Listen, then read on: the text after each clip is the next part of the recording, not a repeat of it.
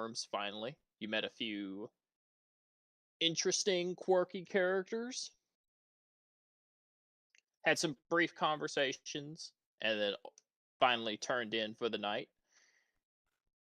And then Grim snuck out with Studious Shane, the individual who tasked him with finding Winville's wicked works, and with some perceptive abilities from the party, you managed to follow him, in which case you got involved with a brief battle against Winville's nightmares. Some of you made it out better than others. And you were left with the horrific impacts and the realization of learning just how dangerous and realistic nightmares can be. The threat of a forbidden form of magic.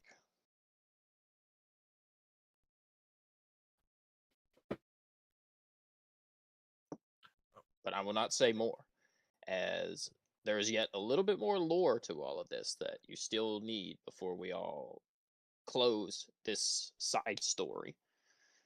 This little monster of the week session that we had. And right as you were about to sneak out, you were discovered by the headmaster, Demnevilker Vannery, who has seemingly arrived almost expectedly, as if he just knew some wicked things were afoot. Some things were amiss on the grounds of the college. And he approaches to confront each of you. But by the way, Gabe said he's not coming. So. Oh, he's not coming? Nope.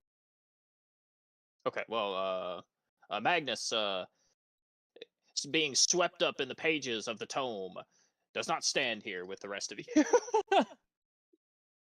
As the pages of the nightmare fall to the ground, and you wonder just where he has gone. As you are now down one member of your class today. Oh no! Let me get a little music going. Something a little bit more appropriate.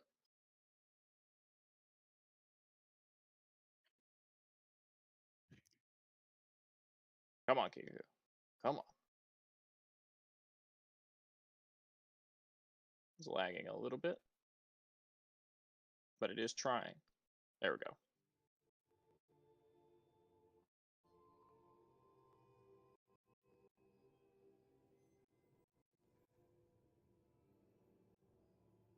The headmaster approaches all of you.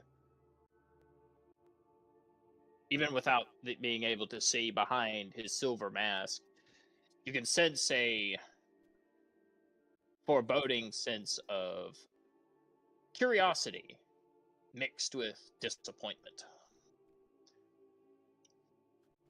What is happening here? Explain yourselves.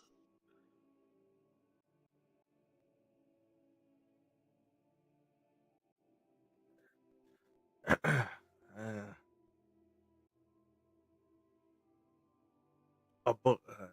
The student. Shane. He released some sort of evil book. He looks at it, and they summon monsters. Looks at bleeding self. Yeah. True. Yeah. It looks at the torn pages. The most important thing is that no one here seems to have been hurt. What? Beyond a state of repair. Okay. He wasn't done. No one's hurt. Someone just 7 HP just looking at him. Yeah, it seems like no one has been hurt. My job is done. Wait, no one's hurt, and Grim's trapped in the fucking page, like, ah!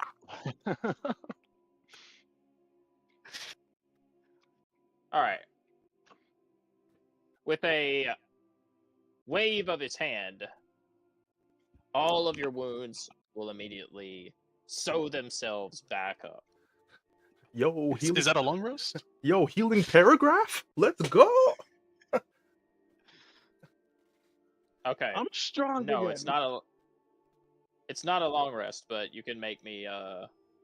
Each of you can make me a perception check. Not just healing word, it's healing paragraph. Full heal. Alright. Okay. That way I get 1 second. I get advantage on those. I think. No, you don't. Yes, I do. No, you're bad. Oh. You're out. It's Oh, you know what? all Never bad. mind. The exact same roll. Oh. See, I told you. I told you, you're bad. Why are you bullying me, DM? I'm just a sheep. All right, we gotta go ahead and heal R as well. I think that's everybody. Wait, did I heal you, Dandelion? I did. Just because you're wearing the token on top of you. All right. Which he is fooled by too. Yes, clearly. I'm sure with his like 300 feet of true sight, he doesn't see it. Tra.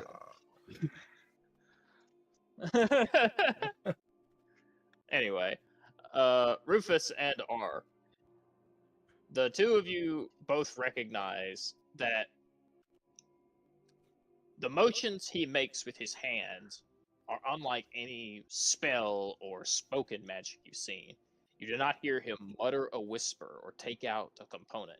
He merely does a simple gesture with his hand that corresponds to no spell you know or are familiar with of any level. Well, that's just And yet it heals all of your wounds and revitalizes your bodies almost perfectly to the point that you're at the pinnacle of strength.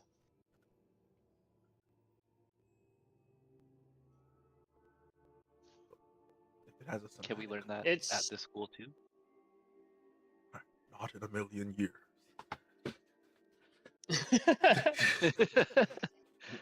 It would require a cost that I do not think you are willing to pay. No. Jokes aside. Do you actually ask that?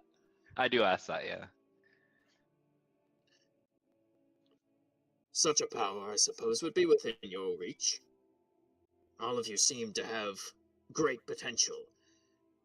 But first, you will have to get past your practice of disobedience. Look down a It little is bit. late, and none of you should be out. If this had been a threat that would sever your ties to the Ghostlight, not even I would be able to repair the damage done.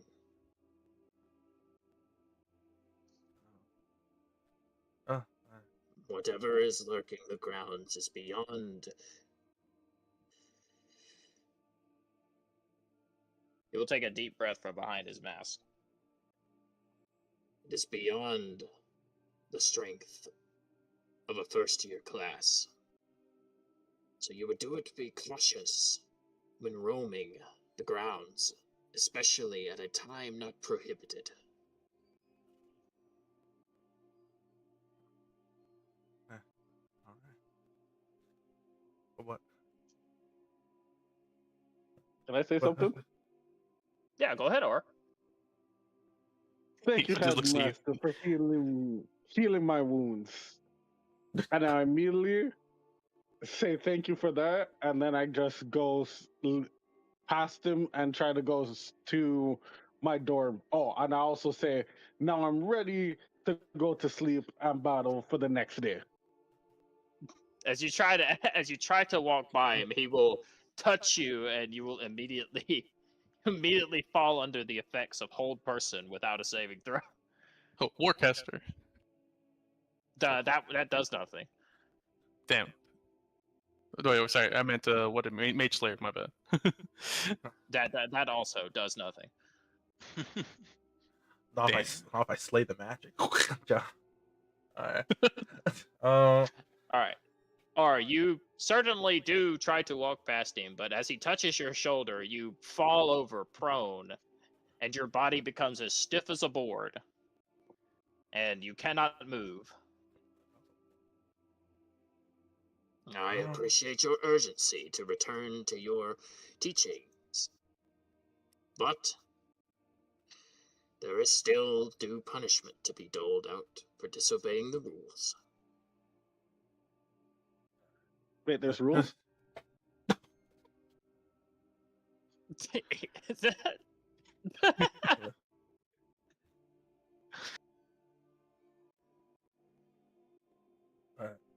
He would just pretend you didn't say that. I'm just going to ignore that. I guess Ziff will raise his hand and he'll say, I do. It is true that we kind of walked, or we kind of went on late at night, but also I feel like if we weren't here, these monsters could have also went out and caused more damage. I That is true. I already am aware that you are not the catalyst for this little mishap. And it is the reason that I chose to come myself, rather than alert the staff. Had some of the other teachers arrived, I am sure they would not be so lax about it as I am being now. You are first years, and I remember when I was young, I would get into a little bit of mischief. So yes, you make a good point, young one. However, it seems that one of you has been displaced, and it will take some time to retrieve him.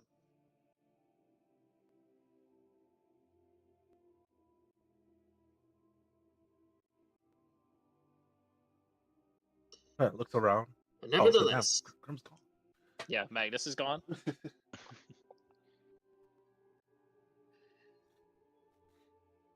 I suppose, as reward for each of your help, as reward for your help in this little accident, you'll each receive 10 house points. No, no, Oh, wow. Oh my actually. god. What the heck?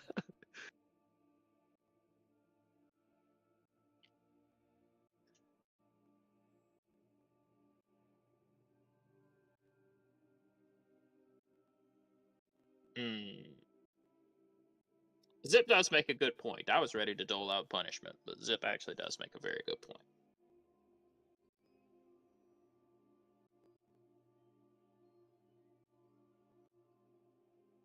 Can I be House Huffleflump?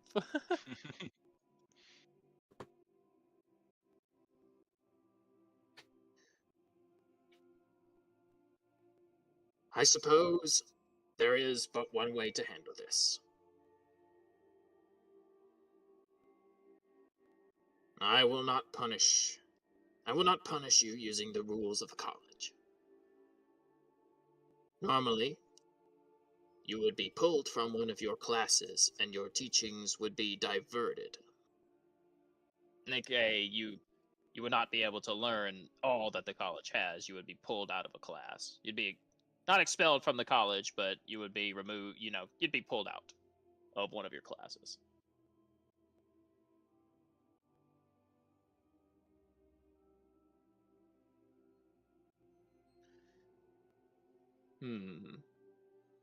But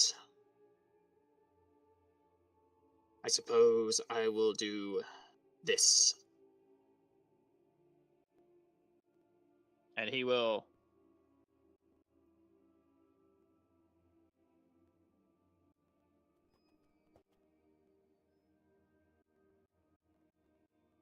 I'm trying to think of something that's not too harsh, because it makes a good point. So I don't want to be too mean. You all lose one Because he's spell supposed slot. to be lose one spell slot permanently. Hey, yo. And until graduation after. Or semester done, or whatever.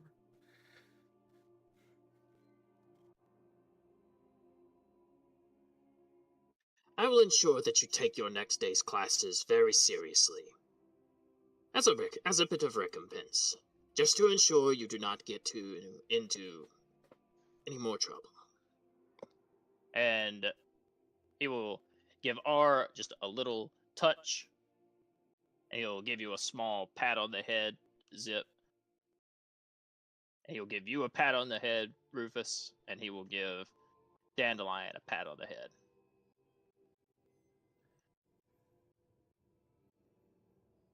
Now, I will escort you back to your dorm, and you will go to sleep. And you will wake up and continue your classes, and you will not speak of what has happened.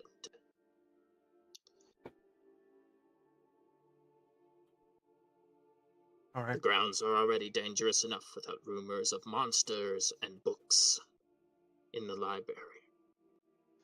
And note that should you return, none of this will be here, as I am sure you expected. Rumor All is a right. stretch. As punishment, on next day's classes, none of you have the capability to take a long rest, even through Golden Oriole, until the day ends. Damn. The touch of ceiling. Oh no. The touch of a weight. Do we still get the long rest for tonight? Yes. Okay. Hold that shit. All right. Like once you wake up, you will not be able to rest. And he will free R as well and allow artists to get back up. All right, let me grab. All right, I got to get rid of your totems, Dandelion. My flock. Also, I'm gonna get rid of your disguise. Waves hand. Ah! Waves hand. Mass counter spell. Or mass dispel My- magic. My flock. My drip. It's all gone. Took everything from No, me. my supreme. He took my J's. Oh my god. My Jades of Jades of disguise. What the? Are all those bodies still on the ground, or are they just? No, they burnt away when Rufus fireballed the pages, Oh. and then you attacked them and destroyed them. So like they died with the pages. All right, let me delete your old tokens, and then I'll move you all here.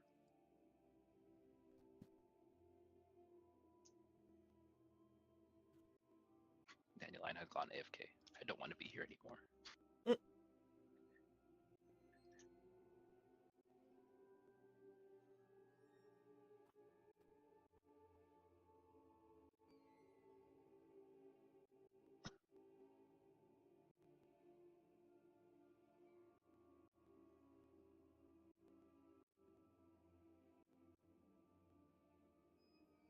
As you arrive back at the first year dorms, and the headmaster walks you back to your resting places, you get the feeling that the deep-seated feeling that even though you step through the halls of the dorms to return to your beds, despite the bunks nearby being filled with students or potential staff or this, that, and the other that have gone to their own rooms for the night, none of them would ever be aware of what has happened, nor would they ever be able to hear you, as the presence of the headmaster seemingly encapsulates and enshrouds everything, and it becomes ever more apparent as you walk through more public places. It seems like the closer you are to him, you seem to walk in a land of your own, a separation between the material and somewhere else.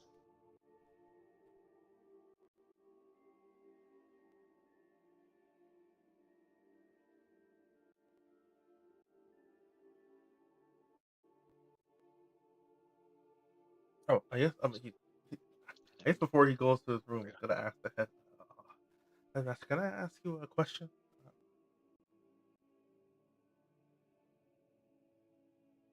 You may, Oh, before I depart.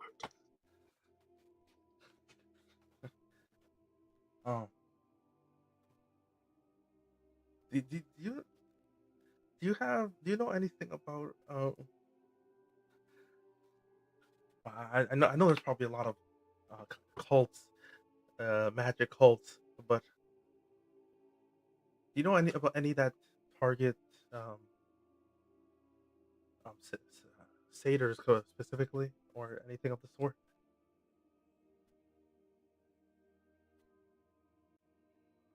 Like people that I am sure that they skin their Go ahead. basically skinning people alive after they're done.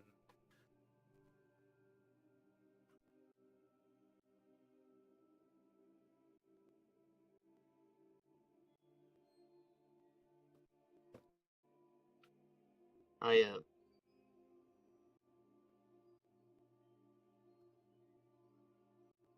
am sure that I know of a few. However, I am due to the bindings of the college. I am not at the discretion to expose other academics. But if you were to search hard enough, you might find more impure students on these grounds. There are many that walk amongst the halls with an yearning to learn magic. You may be closer to your goal than you yet realize, young satyr.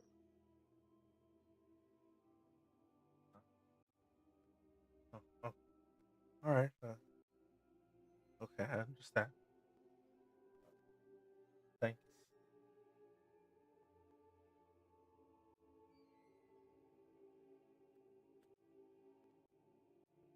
Keep a close eye out.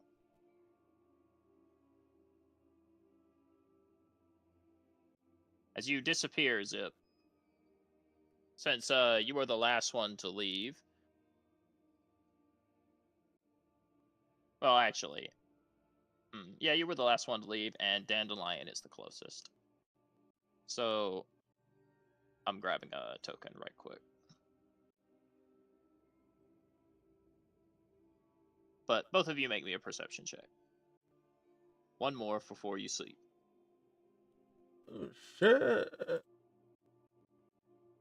Oh, bad rolls. Omega Bedge. Man's tired after all that chomping.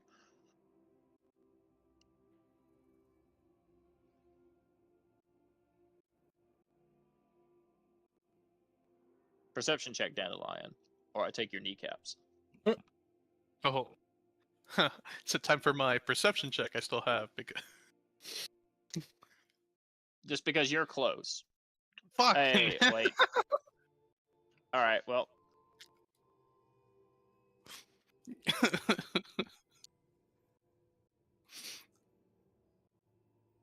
I guess this is one of those moments that I probably shouldn't have asked for a check because of at the risk of failure, and it's honestly something that I wanted to tell you. So I'll take the L on this one and say I probably shouldn't have asked for a check because I just wanted to. I wanted you to hear this regardless. So. I respect your decision. Oh wait. Well, also passive perception is a thing. So what I should have asked you. True. Technically, I should have asked your passive perception first if I wanted to be an actual good DM. 14. Okay, Same. that's enough. Oh, well then that's enough for both of you. Honestly, it's probably not enough for Zip, but because he's further away. But I'll just give it to you. It ain't that deep. As the two of you turn in for the night, Dandelion, you still being awake, and Zip, you being about like right here, as you hear footsteps coming, and maybe you stop just on the other side of the door to listen. You hear the voice of what sounds like or the footsteps of someone approaching, and a voice talking low to the professor. Professor. Not professor. Headmaster. I heard a disturbance. you called? Did it attack one of the first years? No. They merely got into a bit of trouble with Oneromancy. So the curse of Oneromancy rears its ugly head once more. Even after we outlawed its study here? Yes, but its popularity will have always left remnants, no matter how much we try to expunge its existence. The stain of that scourge has left its mark forever on Manjome, and it will not be scrubbed easily. And do you think it is he who is trying to make a return to these grounds? I do not. Merely a bit of bad blood left uncured. But we should keep an eye on them. This is a spirited bunch. And it is likely that if they do not find trouble, trouble will find them. I need you to look into some things for me. Yes, Professor. A headmaster. I keep getting the two mixed up. Yes, headmaster. He's the professor of professors. Half joke. I guess he was a professor probably at one point. So. Oh, and Miss Bramble, ready your class. They will be attending tertiaries tomorrow.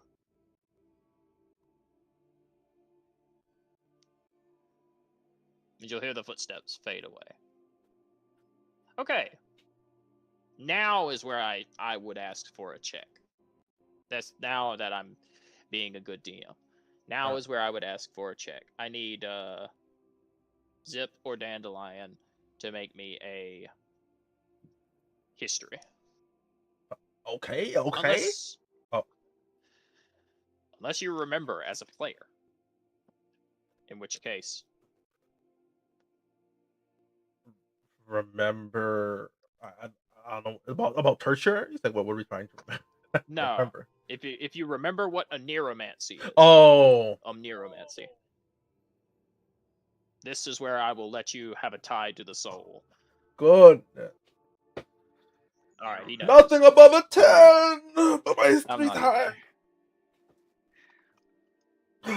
Do you remember, Rufo? You're technically I'm not there, but I think I do remember what neuromancy is. If it, all right, Is it the dream source? Dreams. Like, dream magic? Yeah. all right, Dandelion. You don't need to roll. All right, I'll still roll because I need. Yay! Ooh, The one time I don't need to roll. The one time I don't need to roll is when I get 20. You spent your nat 20 when I told you not to roll.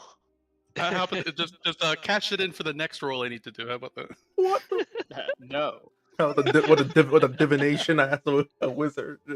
I'm gonna hold on to that. Dandelion, for you, you're not sure where you've heard that term, but something deep down, perhaps maybe another you in another place, somewhere far away, has heard that word before.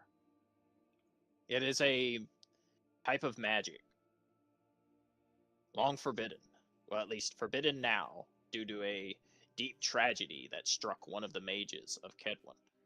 And I'll finish it from Zip's perspective. Zip, you know a little bit of, based off your, countless reading in your history, you're digging through history. You know that Kedwin had a bad history with Oneromancy and outlawed its practice and its teaching due to the workings of a single mage known as Vitterisk, who attempted to use the font of dreams to forge his own realities. And putting the clues together, both of you kind of come to the realization that it is likely that Studious Shane, or rather Wenville, author of Wenville's Wicked Works, was once a practitioner of a neuromancy back when it was still being taught. Hence why he was able to trap his own nightmares inside the pages of a text. But it is likely he could not fully control it, and it consumed him, tearing pieces of him away with it, and storing them inside the pages of his authored book. Gotcha.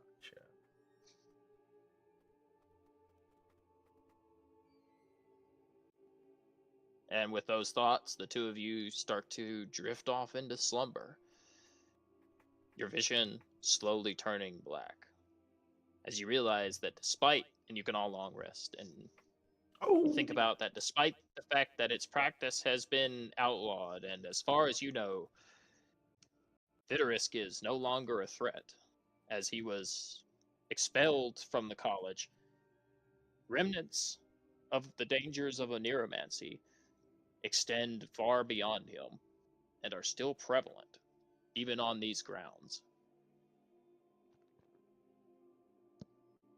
Side note. Or I'll wait till you're done. What is it?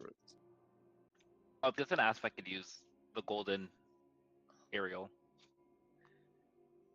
Yes. But Since I only do need have to sleep for 4 hours, but I'll do that. Yes, but in order to change your spells on your character sheet, since that kind of thing allows you to change your entire spell list, yeah, if you want to, you can use it, but because it takes a while to dig around with Foundry's tokens and stuff like that, just write down what your spells are that you're taking so that they can be changed before next session. Alright, I will do that now. Oh yeah, I'm gonna. Since I'm supposed to get another spell, I have another prepared spell for my level up. I didn't get to put. I'm gonna just put on lightning bolt from now. Okay. Lightning bolto. Actually, I might be able to just add that quickly to your token True. zip, because I'm not changing your whole spell list. I'm just pulling it out of the thing and throwing it on there. True.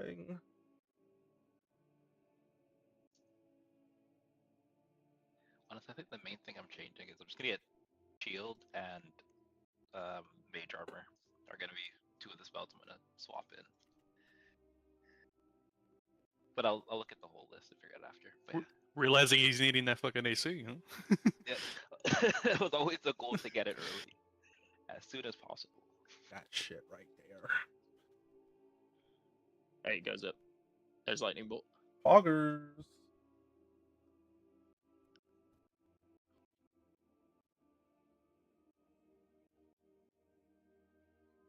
Where did my Foundry tab go? It's right here.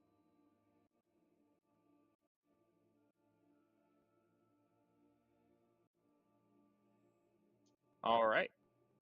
And with that, new day dawn.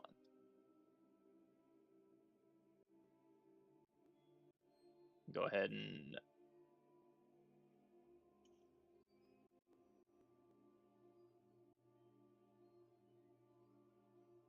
wake up a few NPCs. Put some of the tokens back.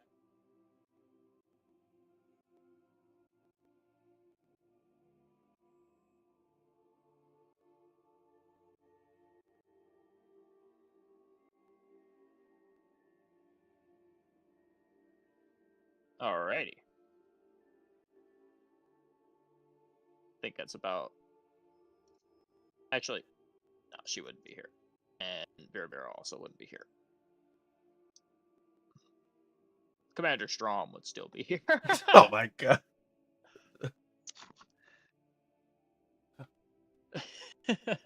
Fucking Kai for last session. Like reading off NPC names and like Commander Strom. Like, man, tickled me. Alright. And give a little bit of a music change.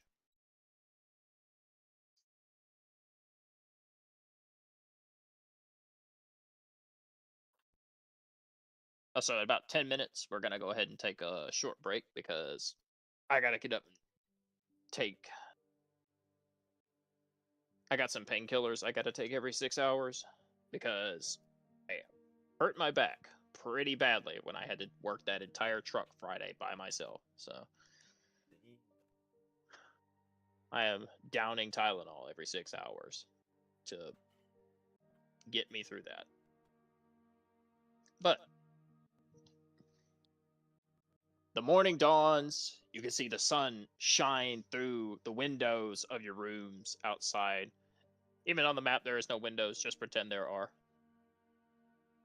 And your second day of attending Manjome arrives. Zip, as you are first to hop up and get out of your bed, followed by Dandelion, the two of you immediately smell fresh food, breakfast being made somewhere in the cafeteria. Now, whether or not you choose to eat is entirely up to you, but you can smell bacon, eggs, ham, and the delightful scent of garlic-encrusted rolls. But, alternatively, if you do not, who is DMing me, if you do not wish to partake in morning's food. Oh, Toy's sending me his spell list. Thank you, Toy. No problem.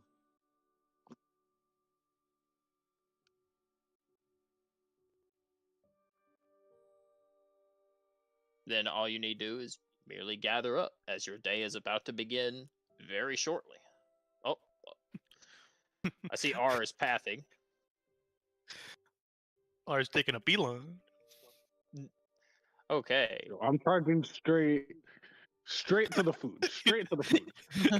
I yell out food. I'm Fucking running straight to the kitchen.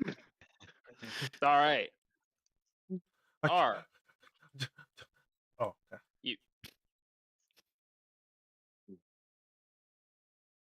being first to arrive, you immediately,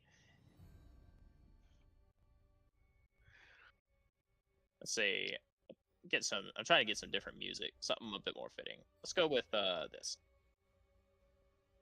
because I know this is good. I'm trying to get something a little bit more upbeat and less mysterious.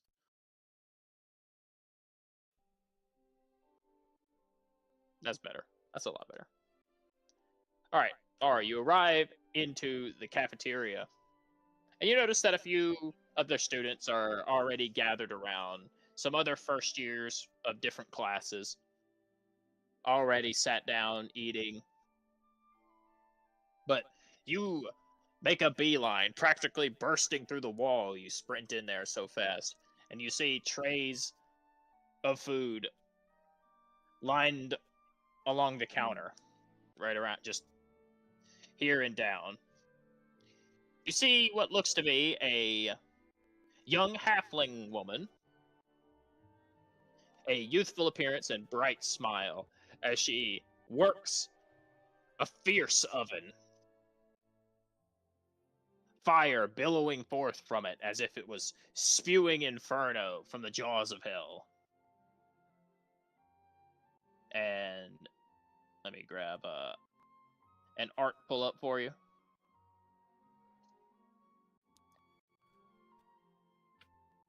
And at her side,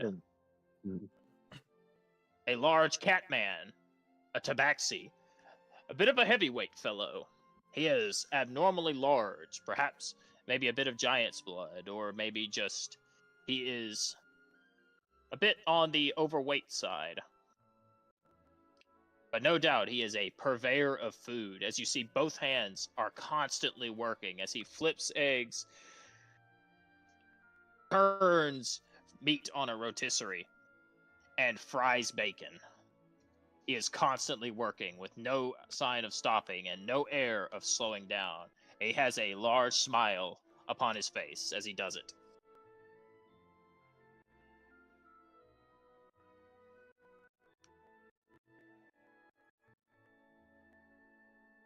Rufus, what are you eating? Just eating rations? didn't realize the kitchen was over there, so I just started eating here. just sit there. I mean, if you just want to sit there and just eat your shoe, you can. I won't It's a stop. tasty shoe. If you catch the attention of the lunch lady, and the halfling will bound over to the counter and look at you from across it. Ooh, look at you! You hungry? A little. Got any kind of special diet that we need to know about? Something that make you sick? No, no, not really. No. Eat most things. All right. Then you'll get today's usual. Fritz, do your thing. Go boy some food. All right. The cat will, with all using his both of his hands, he will serve all of the food on a single plate with a single throw. He'll toss all of it into the air, and it will all seemingly converge onto a plate with a perfect balancing act. Zip, the plate is quite large, and it is probably about a foot across. And it is piled with more food than you could probably eat alone. And he will slide it onto the counter. You need food. Food good for the soul. Thanks. Kind of a lot, but all right. And food for everyone. And he'll throw a plate of food like a frisbee. And none of the breakfast will go flying off of it, and it will hit R right in the chest. As he throws it like a competitive discus.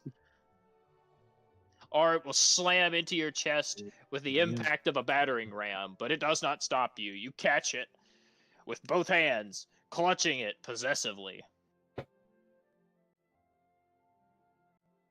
Thanks, Chef. And he will toss one up into the air for Rufus. He'll throw it across the room, and it will spin like a flying saucer before delicately beginning to helicopter down, and it will spin on top of your head. Take it off my head and start eating.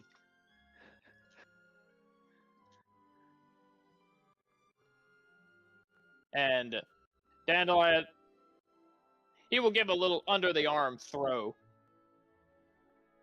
It will skid across the floor like a skipping rock before going between your legs, bouncing off the wall and flying over your head and landing in your hands. I'll give a grimace at the food being so close to the floor the entire time. But it never actually touches the floor.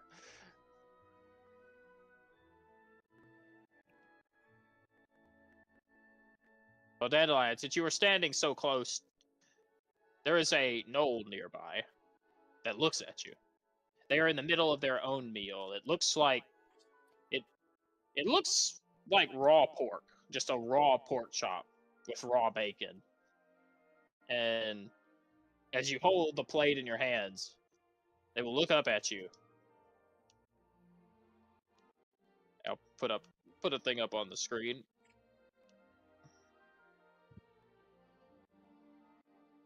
Did you notice at the top, at their side, seems to be a mean-looking scythe as a weapon, leaned gently against the wall.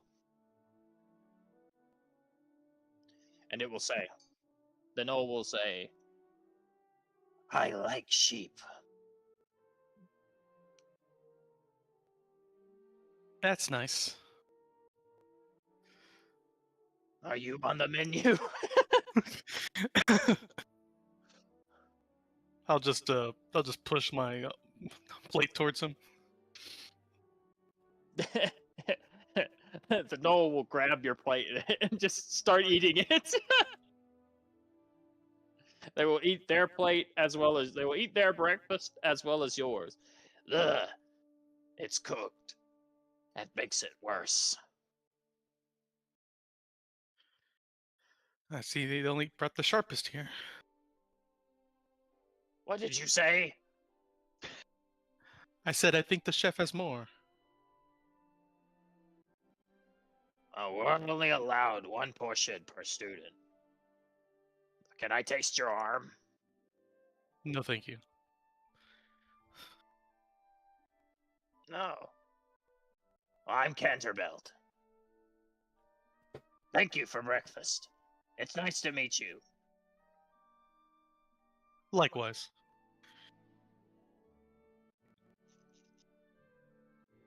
I'll That you give an eternal exhale of thankfulness that my lamb is currently not in the room with me at the moment. the Noah will continue to stare at you as once they finish breakfast, and you can see a bit of drool coming from their mouth. Well, I have classes. Goodbye.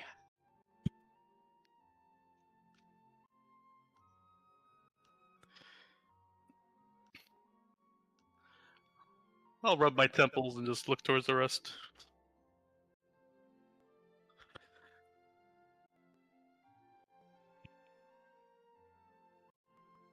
All right. As you all gradually finish your meals and continue eating, and once each of you have finished your plate or had as much as you want, where the hell did Zip go? Oh, he's all the way over there. Man took his plate and just left. All right, well, since he's pretty far away, Zip, you feel a tap on your shoulder. Oh. A hand, seemingly from nowhere, well, from the bush behind you, but having originated from nowhere as you did not recognize anything back there when you sat down by yourself, seemingly extends from there as it taps your shoulder a little bit before gently grabbing your grabbing your shoulder and just starting to massage it.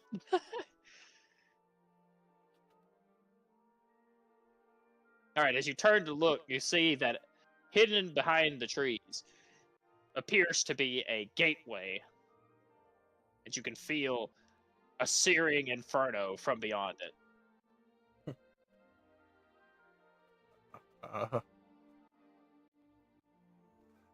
I was about to make a joke, like, "Gate to hell," but it actually was. Oh, well, that's awkward.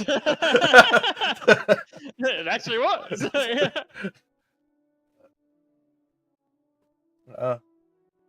Hi again, Miss.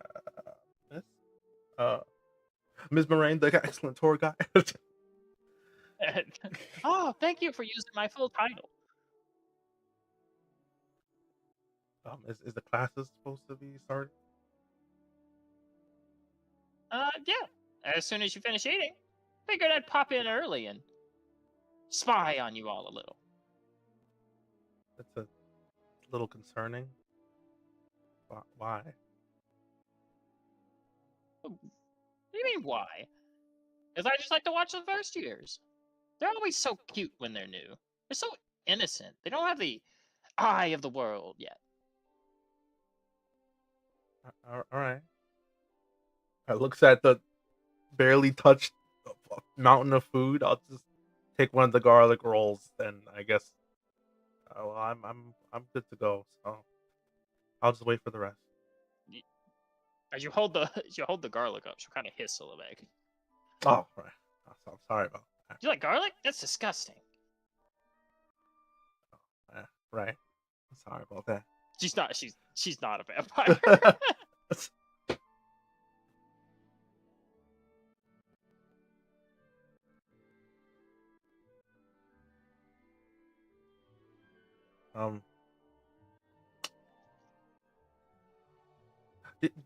It's awkwardly staring like what the Red Clan, do you do you know a lot about them, or the Oh, a little bit. Blood Clan, or? A little bit. What you want to know? And how much are you gonna pay me to get it? Takes a bite of garlic breaded. Never mind. No, playing hard to get, are you? I don't feel like making arrangements with people of the hell. Sorry. Or making deals, I should say. Oh, racist, are you? What the? Walks out from hell. Walks out from hell. Hey, you want to make a deal? What the fuck? Nah, bro. You're being mean just because I'm a fiend. What, is it because I'm a Devon worshiper? Okay, okay. I'm lying. Former Devon worshiper. I've turned a new leaf, okay? Well, I'm just. I think it's better to play it a little safe here and there. Never know. Okay, fine. I'll answer one question. For no charge and no fine print. Well, maybe a tiny little bit of print, but we'll talk about that later. What you want to know?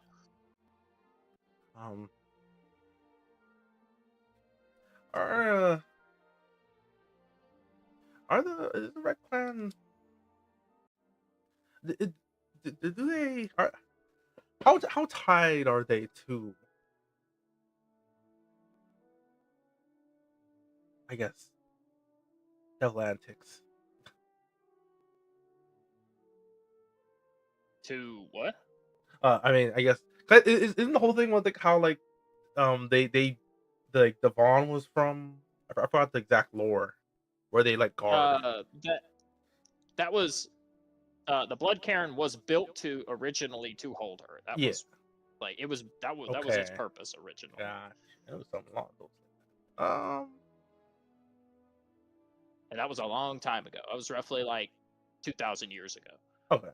At least I'll ask instead. What is more their? I guess how do they go about their huntings when they usually go after other mages? Oh, just your usual stuff. Blood magic, torture, sometimes sacrificial rituals. Lots of evil and kind of painful stuff. They're not nice to the people up there. Oh, okay. Also, brutalist tactics, maiming, dismemberment, sometimes beheadings, impalement on a stake, real painful stuff. I was impaled on a stake once. Not in the, not like the, back to front way, more like through the abdomen. Oh, okay. Sorry to hear that. Oh no, it's fine. It actually kind of tickles. Oh, well, I guess if you're, an immortal demon and all that, it probably tickles. Oh, all right.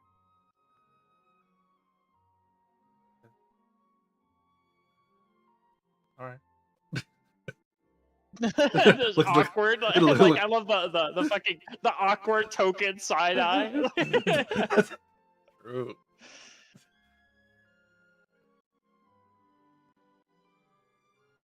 Well, if that's all you gotta ask, I'm gonna go get the others. Toodaloo. All right.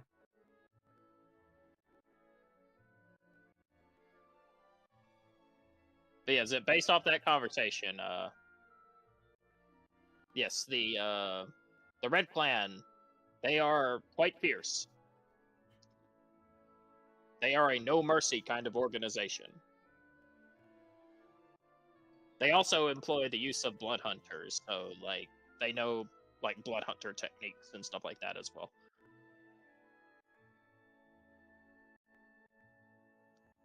A lot of blood magic stuff. Because they were built to hold Devon, so it's kind of like they used the very thing she created as the tool to contain her. And it worked, more or less. Okay. Interesting.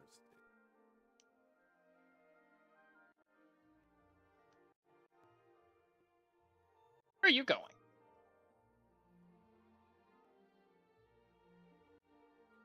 I saw you schmooving across the floor. I was just... I forgot something in my room. Oh, well, what'd you forget? He'll look around awkwardly. Not sure what he forgot.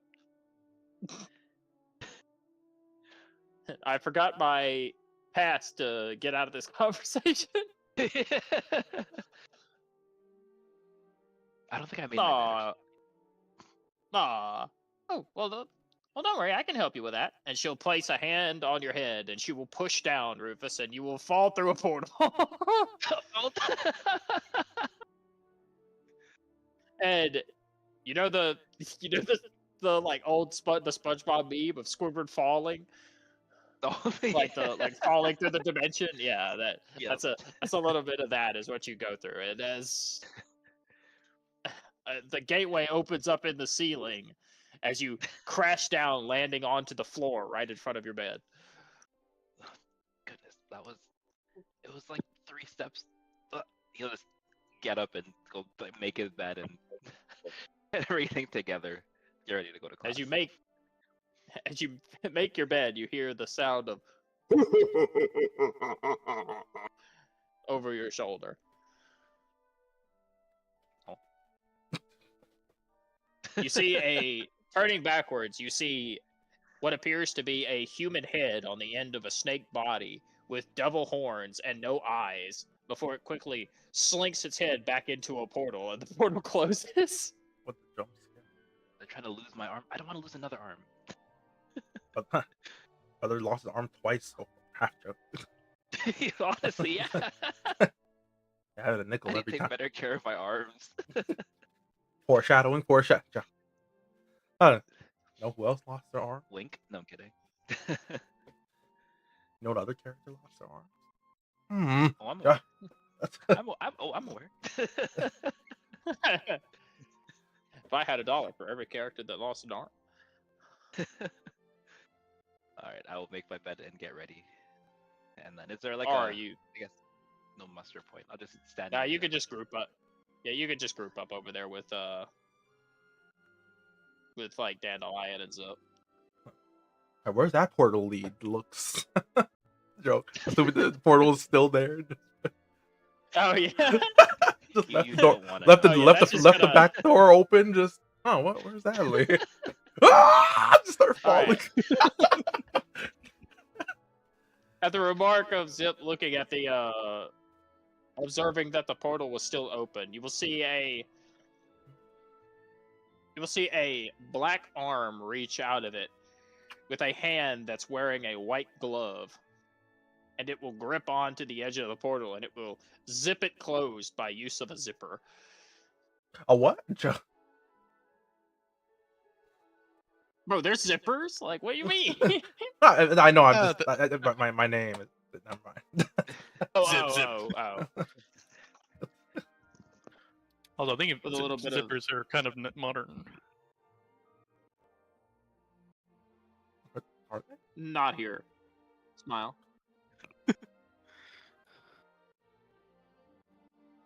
Those have been around thousands of years, clearly. Smile. Girl. No. Alright. Or as you finish eating and you seemingly walk back up to the counter for seconds, you'll see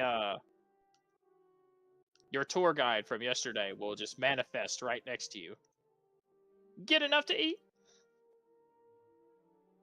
Yes, I'll speak to you after. I want to speak to the chefs. They're great. I need to speak to them. Food, delightful, great. Thank you. Ah, I'm glad you enjoyed it, young man. You want more?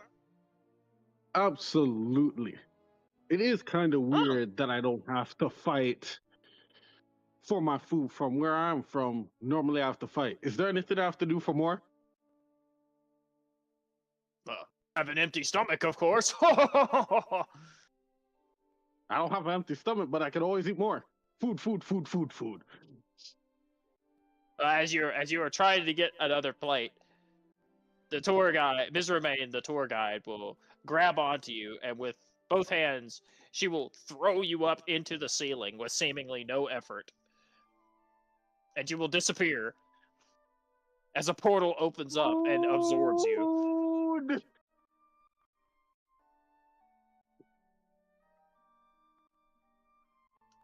And you end up over here, landing in the middle of the table without your second plate of food. No.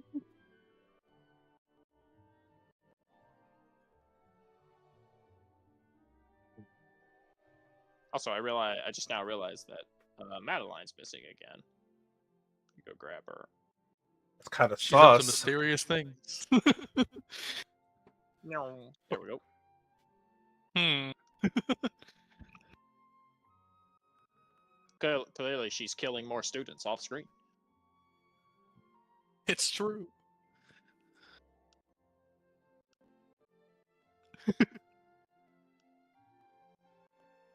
Alrighty. I hope everyone's excited for day 2. She'll wave her hands magically, and you'll see little sparks appear between them that spell out day 2.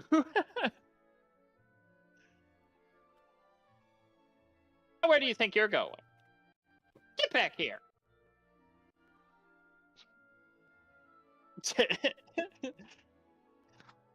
Dandelion, as you try desperately to escape, she will take a small step forward, and a trail of flames will leave the end of her shoe, and it will snake along the floor, forming a whip, and it will wrap around your ankle and drag you back.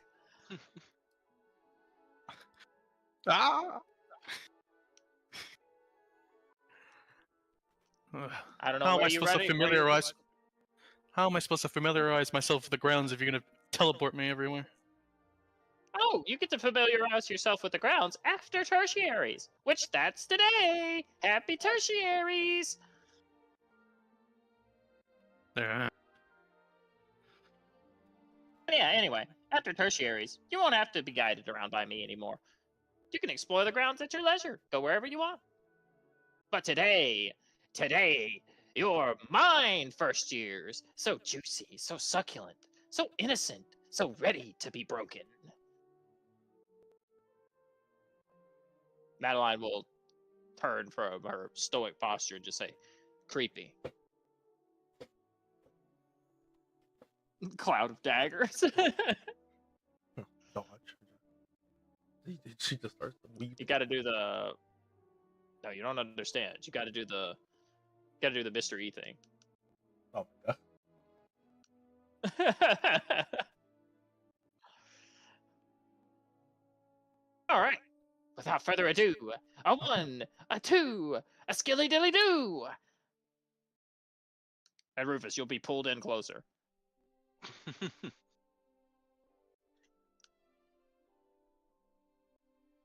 And with a little whoosh, all of you will be forcefully transported across the grounds as we begin tertiaries. Commander Strong just... You gonna go take your pain pills? Yes, right now. So everybody get up, get you some water. I'm gonna take some Tylenol for my back, and then we will continue. I'm gonna leave you off on this screen because tertiaries are gonna be fun. It's mostly gonna be a lot of yapping, a lot of questions, a lot of this, that, and the other, but that's what we'll be doing for the rest of the session. All right. Yeah, everybody get you something to drink, use the restroom, do whatever. I will be back. I am going to watch clips of the game. Did you guys see that they added spirit guardians for non-paladins or Clerics? cacophonous shield? Oh yeah, that. It's Yeah. an evocation spell, but it's basically spirit guardians, but not. Yeah, I think that's the one that also gives you or range attacks at disadvantage against you or some shit. Yep, exactly. Yeah. Yoink. That's getting added to the spell list. True. He's picking up just 3 defensive spells. Well, we could have also just... Yeah, we could also just... we could have actually taken... Actually, now I think about it, can't take Spirit Guardian. Like, we could use any... True. You can't just take it if you really want it. Which is, now you mentioned maybe next level. I guess I should use it since I used it. Where's the item? I don't know if Brax will just take it after the session.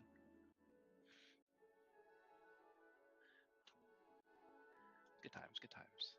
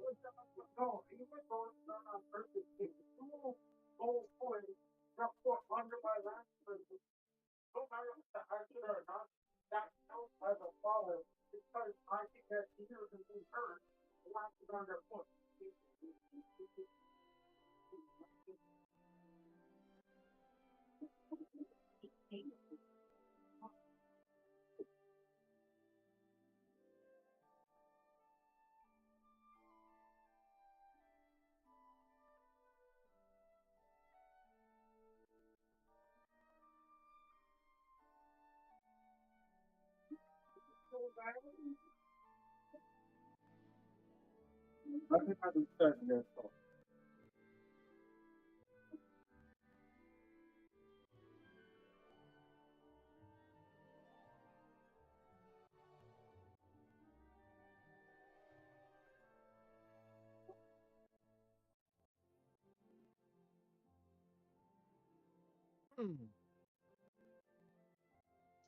Get a little bit of different music going.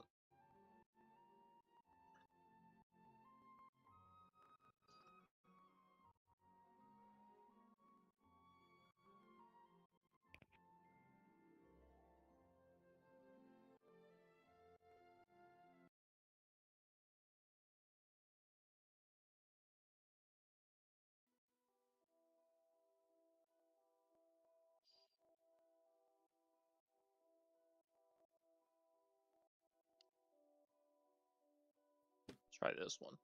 I already did this song. Let me try this.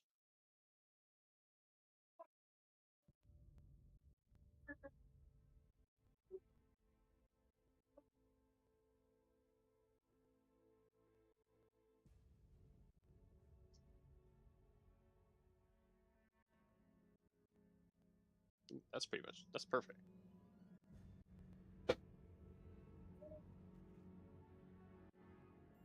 A little dark, a little moody.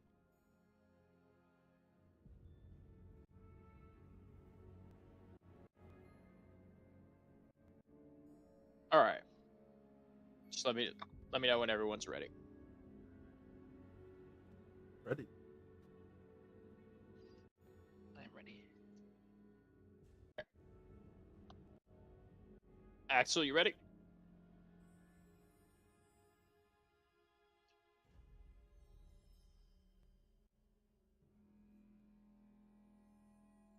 I do remember him saying he was getting up. But I won't wait too long.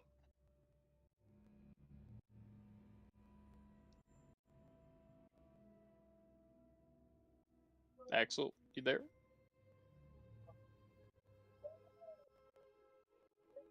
Hear him in the background. I think he's watching either the highlights of the game or the.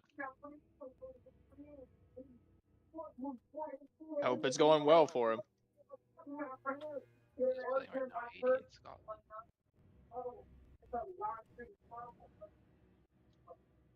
What does he watch? Like, It's football? probably the World Cup. Yeah, it's probably the World Cup. Ah, Yeah. football. He's watching them sports bets.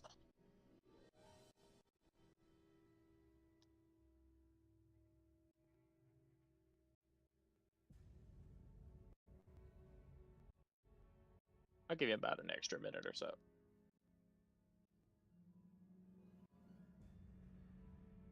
In the meantime, before we actually jump into continuing, I could go ahead and do this.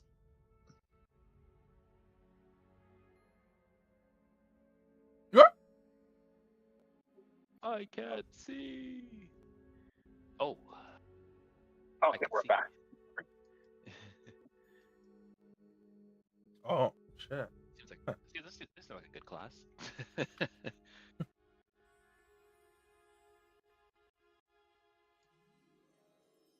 Pretty cool. Have a seat back You here. there, are? Yeah. Sorry, I was just watching the basketball game a little. Oh, All right, nice. Why did I think it was World Cup? I thought it was. I hope it's going well for you.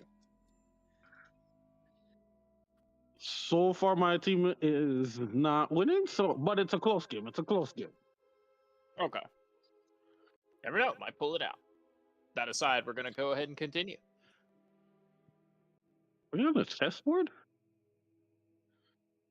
It is a chessboard classroom as you appear in the center of this mysterious chamber, looking out. You recognize, well, you don't recognize, you just see a few other students gathered about. And there is a single individual sitting upon one of the chairs representing a pawn. His legs crossed. And I'll put him up for those who saw him briefly but have forgotten.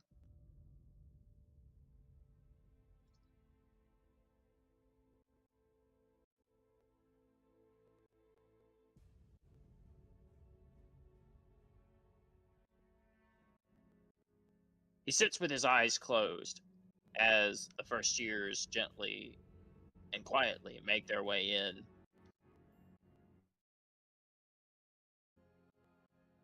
I think you're on the ruler, or you might have to go up to the square block.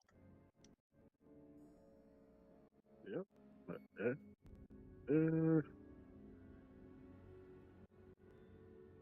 There you go.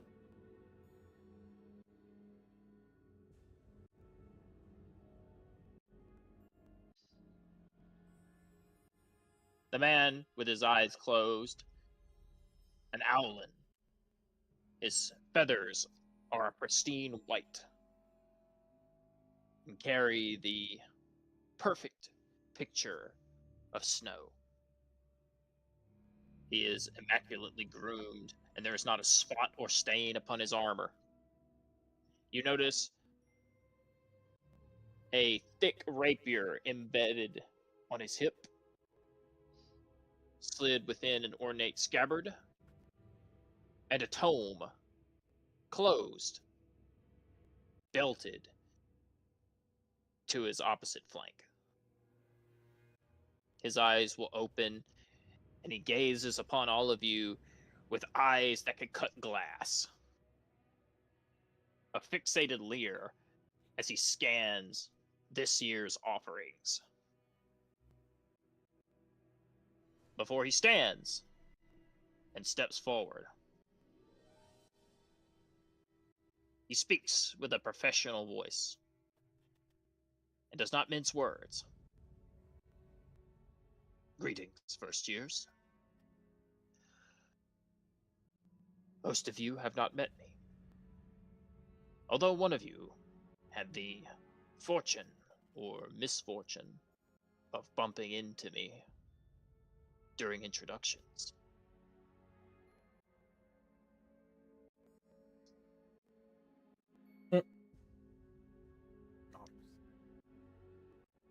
I watched your duels this year. Every first year class begins with a duel amongst peers, and I usually attend as audience to gauge the offerings.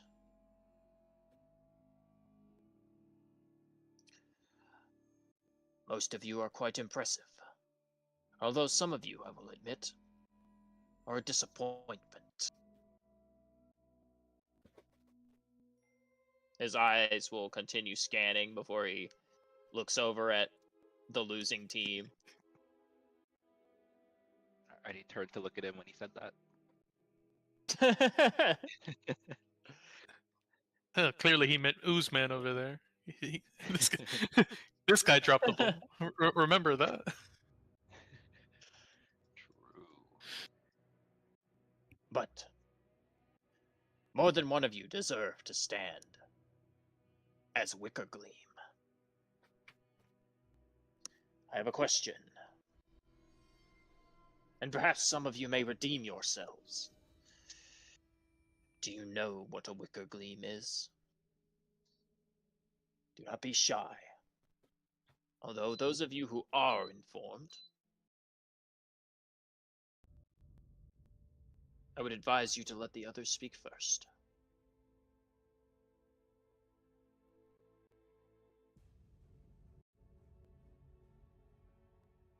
Alright, Rufus, redeem yourself. Well, those of you who have not yet met Marco, make a history check. So R, Rufus, and Dandelion. Yeah, out of Three of you can character I make a know, history. but like as a character I don't. Yeah. And Zip, if none of them pass, you are free to answer, since you already know. Yep, back to rolling Oh, fives and lower. It's destiny. It's destiny. Zip's like, I know. Oh, I gotta do the check for R. I forgot. Thank you. Nah, it's no problem, man. Happy to do it. Although your history is not good because you're a paladin, but you might be Giga Chat. 13. While that is a pretty decent roll, the Wicker Gleams are very secretive, so a 13 is not enough to know. He will give a soft tisk from his beak, just...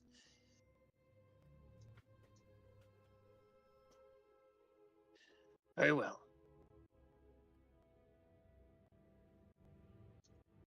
He will look to Zip for an answer. Inform the unenlightened. Wicker Gleams are mages who track down and I guess bring to justice the well, maybe not bring to justice, but track down and pursue mages who misuse their powers.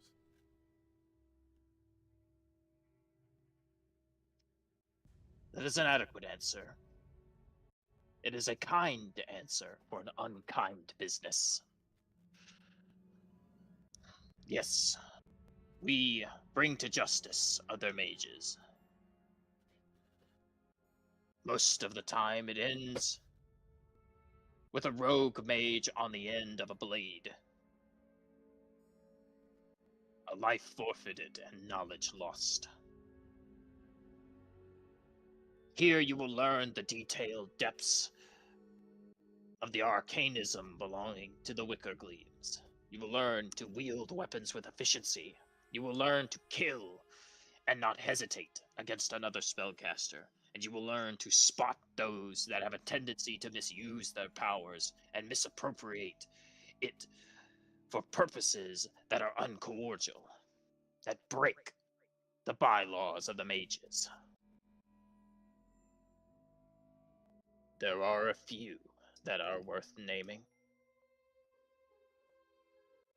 Those that have been hunted by the Wicker Gleams.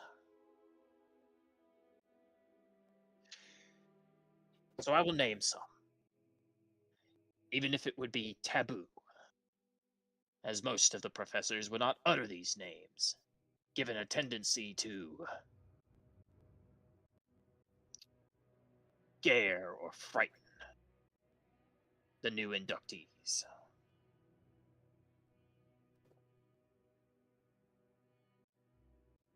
I am sure most of you know the name Viderisk. Daughters. Then I need not tell you why he was expelled from the college. And while it was not we who tracked him down, he was a target. We know the region of which he fled, but it seems that someone killed him before we did.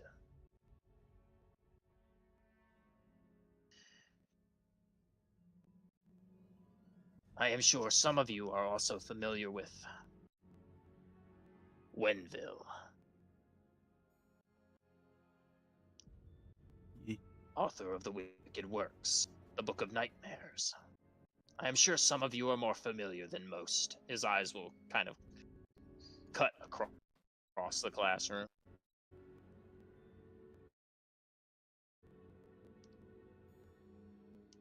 But that is a topic for another time.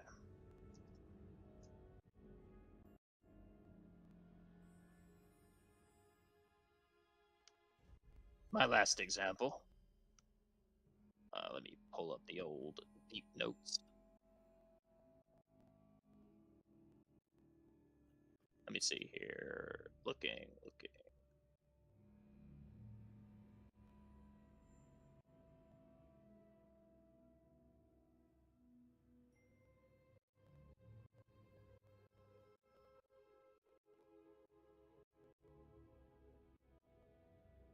Pull up the stuff I've used from a long time ago for this one.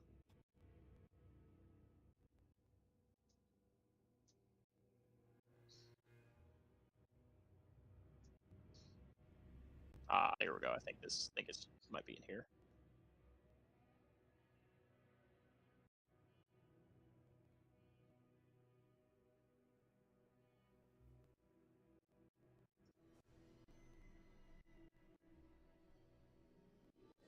I'm sure this one is a bit more obscure to you. How many of you know of Verimar?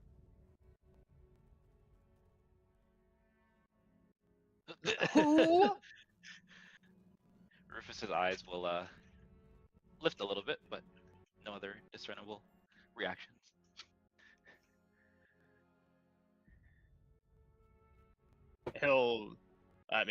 He does have a keen perception. He's got a 20 perception at base. So he will look to you, Rufus.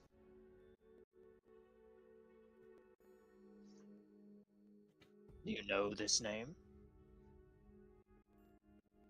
It's I guess a name I heard in passing. Someone who came by my master's, I guess, shop or armory mentioned. He Then please. died recently, right? In Soza, I think? A few months ago. Yes. We were on the cusp of handling him when he ascended he ascended a ziggurat and attempted to shroud a small civilization in blood magic. Nasty business. First will nod. Yeah, that's about what I heard. But he wasn't killed by you, was he? I guess the Wicker Gleams? No, he was not. But we have had a hand in killing those outside. We have had a hand in dealing with situations outside of just the college. Magic flows through all things, and it touches many practices that extend aside the mystical arts. Because you chant words and wield a spellbook does not mean that you alone wield the arcane.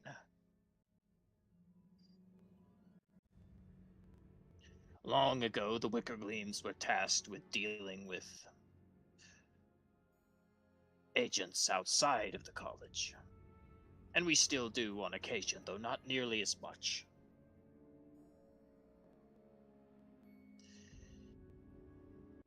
It was the Wicker Gleams who assassinated the rogue cleric Elowin.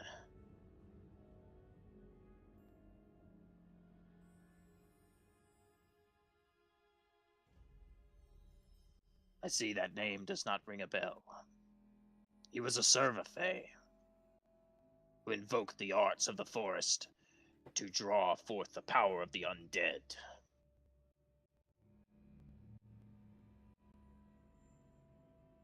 Sounds so familiar, but I can't remember. I think it's what's his name? It was also the Wicker Gleams who assassinated the head of the temple, Suida Condodon, who used his way of the four elements and the master of the forbidden scrolls and techniques of the monk world to imprison children. It was us who ambushed him in his temple and took his life.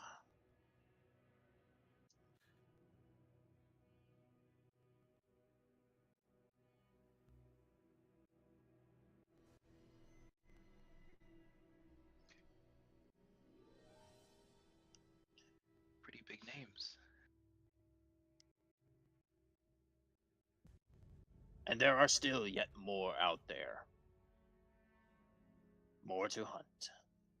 But we are few, and we cannot handle every situation that arises. And so here, if you choose this as your class, you will be pushed to your limit, and you will be trained to deflect the arts of magic, no matter what realm they come from. And you will be disciplined to not flinch in the face of danger. And you will also be taught to seal the arcane arts. Not separate them. Not strip the mind and the body. But to simply deactivate them. And deflect them.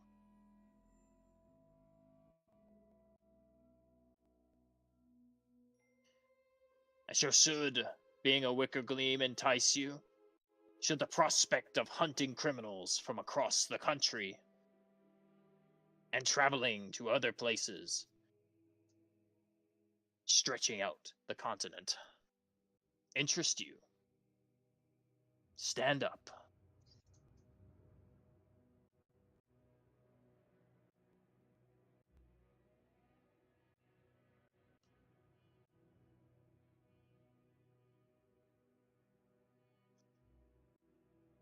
I see.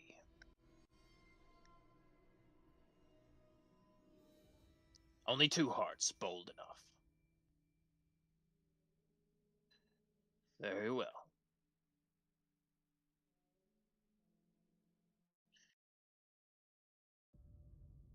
He will turn his attention to you, Zip, and Madeline, since everyone else. Did you set yourself to prone, Dandelion? There isn't a sitting one. I know. I just now saw that.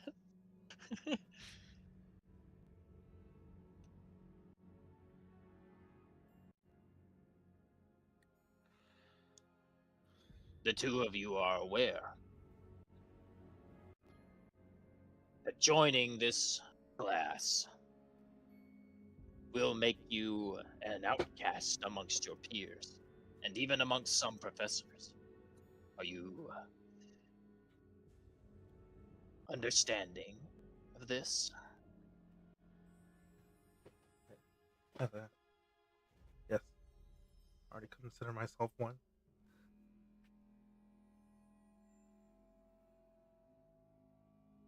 Good. We meet as the final class of every day. So once your general lessons are finished, you will immediately head here, and you will be pushed through multiple night. You will be pushed through most of the night to the brink of your abilities. You will be exhausted. You will not gain the exhausted, he's just saying. You'll be tired. You will be exhausted 1. You'll be exhausted 2.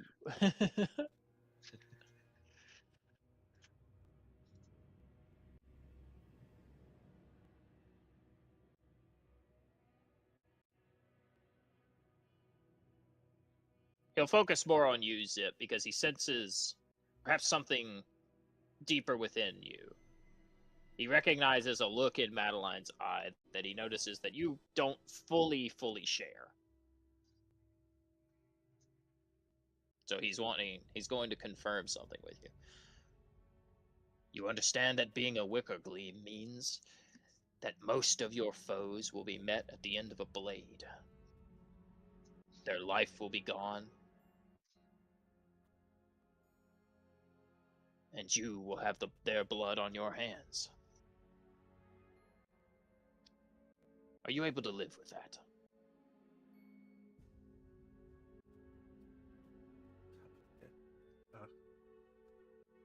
Yeah, if that's what it comes to.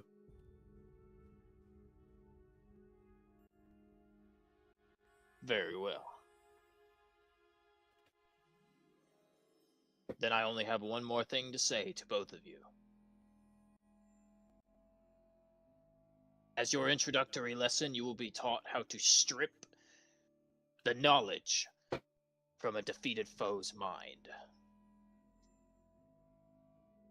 The crux of the Wicker Gleams is not to simply end the life of those who have been corrupted by the power they wield, but to also preserve the knowledge for the records of the library, so that the college may possess it and keep it safe from any others who should come down into the future and attempt to walk in those same footsteps. Are you willing to do that? I'll put this in layman term, I'll speak to you as a DM to players. On your first lesson, aka, even though this is not the first lesson now, he's going to do it now as your introduction. You will be granted an ability that allows you to strip the knowledge of a dying mage. Basically, all of their magical and arcane abilities that they have and have learned. You will gain an ability that allows you to use an action and strip it from them as they're dying. Before they die, you can just, if you are within 5 feet of them, you can take the action to strip knowledge, which allows you to take all of their spells that they know and all of their knowledge that relates to magic and its use, whether it's good, whether it's bad, whether it's, corrupt, and store it. And he will give you a device to store it as well. And you are to submit that to the college so that they can keep it, and they will add it to their library, likely in the restricted section or the Hall of Records, which is where the record keeper comes in, the Mind Flayer. That's his duty. He keeps watch over the stripped knowledge, which is very fitting for a Mind Flayer. The stripped knowledge of outlawed mages and illegal practices of magic. But it is a very taboo thing, and it is a horrible thing to go through as someone, because you are essentially destroying their mind and encapsulating its knowledge into a object that you can carry and store, and that other people, if they have the right spell, can read. So he's asking you, are you okay with doing that? That's why most people don't become a Wicker Gleam. That's why most of the time it's considered to be taboo to join them, and most people don't talk about them, is because the most horrible fact is that they don't just kill mages. They also destroy the person's mind when they're done hunting them.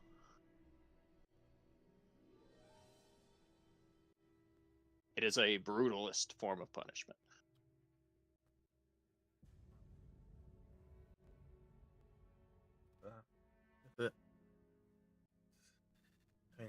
All mages know.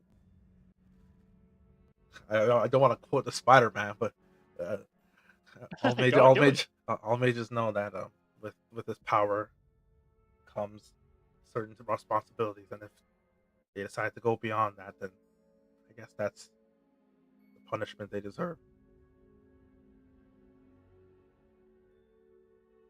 It's a very cold thing to say from one so young. But very well.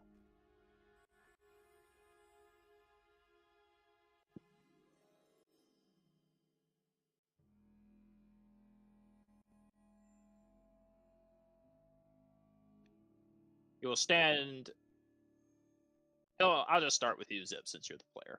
I don't want to make you a witness. I'd rather just do it to you. You'll stand in front of you, and he will hold out a clawed finger. And he'll begin to carve with his talon the symbol of the Wicker Gleams. and it will appear as if he is cutting through glass in thin air. You'll see cracks appear along the fabric of the material plane as he forges the crest of the coalition. And he will stick his finger through it, a small gap into it, almost like the gap of a number 4. And his claw will push through it, and he will touch the center of your forehead. And with it, you will be granted forth the abilities of the Wicker Gleam. You'll be flooded with knowledge of generations past, of the ancient art passed down since their founding. You can see very briefly, as if almost like an avatar state. You know, your pupils will disappear, and your eyes will glow white briefly, and you can see very, very briefly, in just a mere moments, maybe a second or so, of the different leaders and warriors that have gone through the generations of Wicker Gleams. Oh, The different races, lifestyles, and techniques that they've encapsulated. None of it to remain. You are not privy to all of it, but you see them all very briefly on the chessboard, each one of them representing a different piece in a greater game. But when he removes his finger, the one thing that does remain is the knowledge and the ability to strip mages of their power. And you gain, as I said, you gain the action to strip knowledge. well, I do want to make a comment because he did comment on how young I was to say something so cruel, but he's gonna kind of respond to that, and he'll say, I may be young, but I've seen firsthand the cruelty that mages can dish out in exchange for more power. And then kind of remembering back to what the headmaster said, how one of the students can potentially maybe be one of the people I'm looking for. He's gonna look back over his shoulder at everyone. Who could it be? Yeah. I just yeah. Kind of why he's just been keeping his distance from everyone the whole time.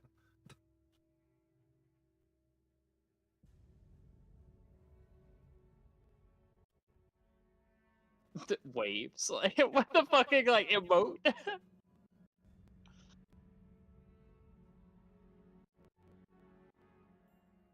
You'll reach for. All right, Zip. He will begin to do the. Well, he will respond and say. First, he will respond and say, "I understand. I too have witnessed cruelty. Cruelty that I was much too young to see. My father was a Wicker Gleam, and I watched mages kill him. But that is a story for another time. Perhaps a story that I will share in one of our future lessons. I have no mercy for mages, and I feel no remorse to those that die at the end of a blade. But I would advise you some caution. Pursuit of power, to hunt those in pursuit of power, it is a wicked hypocrisy. One that can often lead to you getting carried away in the very thing you seek to destroy.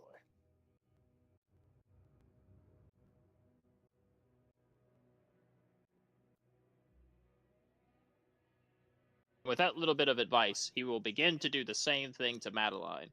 But before he does so, as he's starting to reach out to touch her, you'll notice him pull his hand away, Zip, before he fully touches her.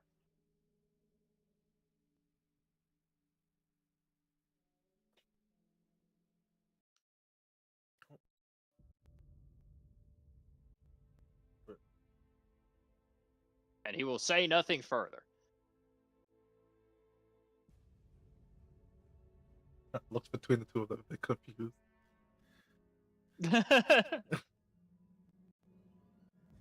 She's already. She'll sit back down and cross her legs. The two of you, your first lesson will begin at the end of today.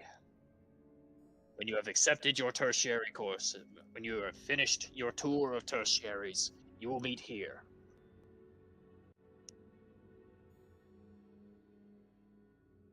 And with that, I bid each of you good day, and enjoy the rest of your visit among the grounds.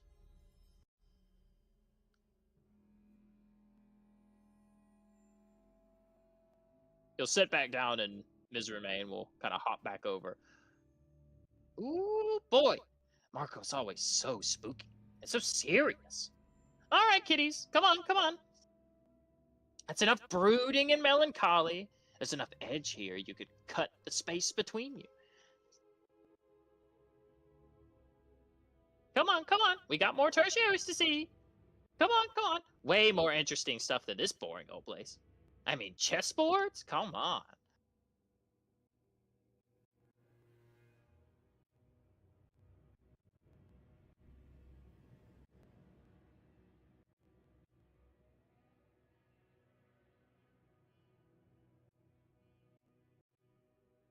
He will look at your lamb down the line.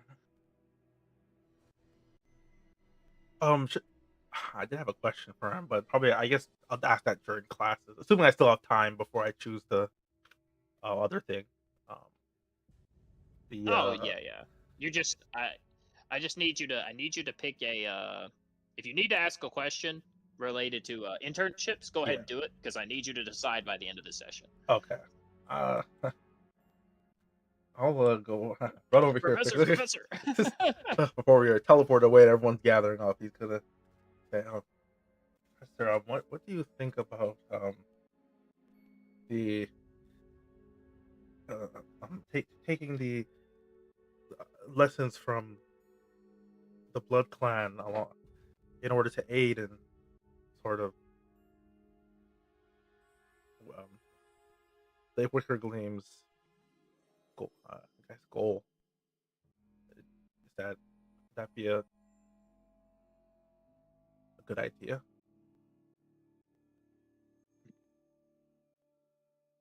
I do not have a particularly strong opinion of the Red Clan. I do know they are sycophantic, and they are ruthlessly devoted to their cause. It makes them dangerous, but also predictable. The idea of a Wicker Gleam is to be unpredictable. Our powers are different. Each one of us wields magic in a different way. Though we possess similar techniques, we use them in abstract forms unique to us. The Red Clan are militaristic, and they are brutal. They will teach you how to operate with efficiency, and they will teach you to exact punishment without remorse. As for whether or not their methods would be a good fit for someone who is a Wicker Gleam, it purely depends on your capacity to wield it. If you wish to do the most harm possible, if you wish that you not... I'm trying to think of the best way to phrase this. If you seek to end your foe's life in the least forgiving way possible, and you think you have the strength of will to combine their blood magic and their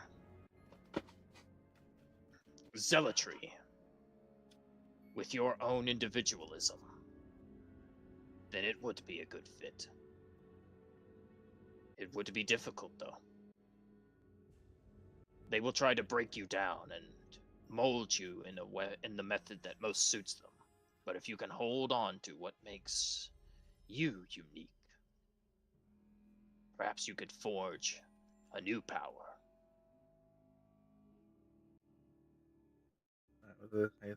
They'll kind of contemplate, but it'll nod. All right, I understand. Look at it.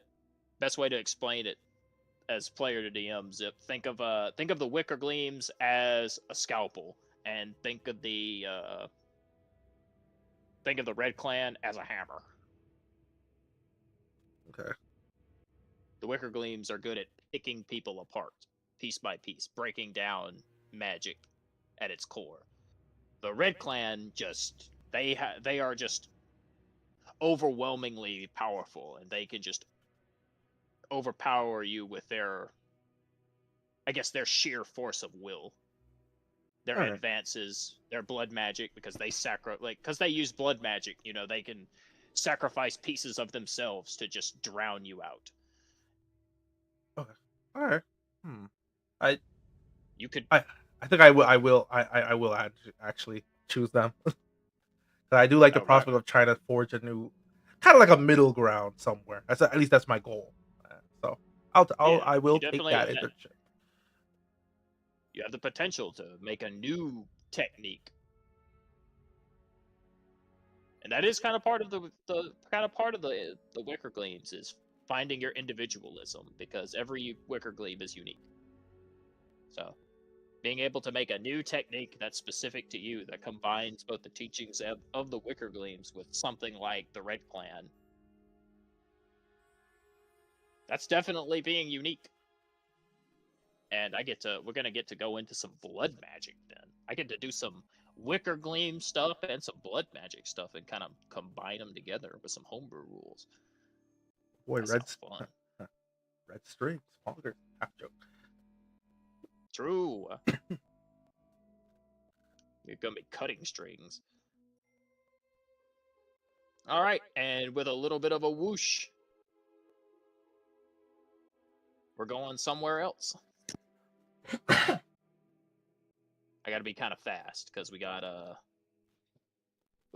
4 more after this in only an hour. So gonna have to try to be efficient. No. All right, let me change music, because now that we're out of the wicker gleams, not everything needs to be so spooky. All right. Appearing at your next tertiary course, you see a professor waiting by a table of herbs.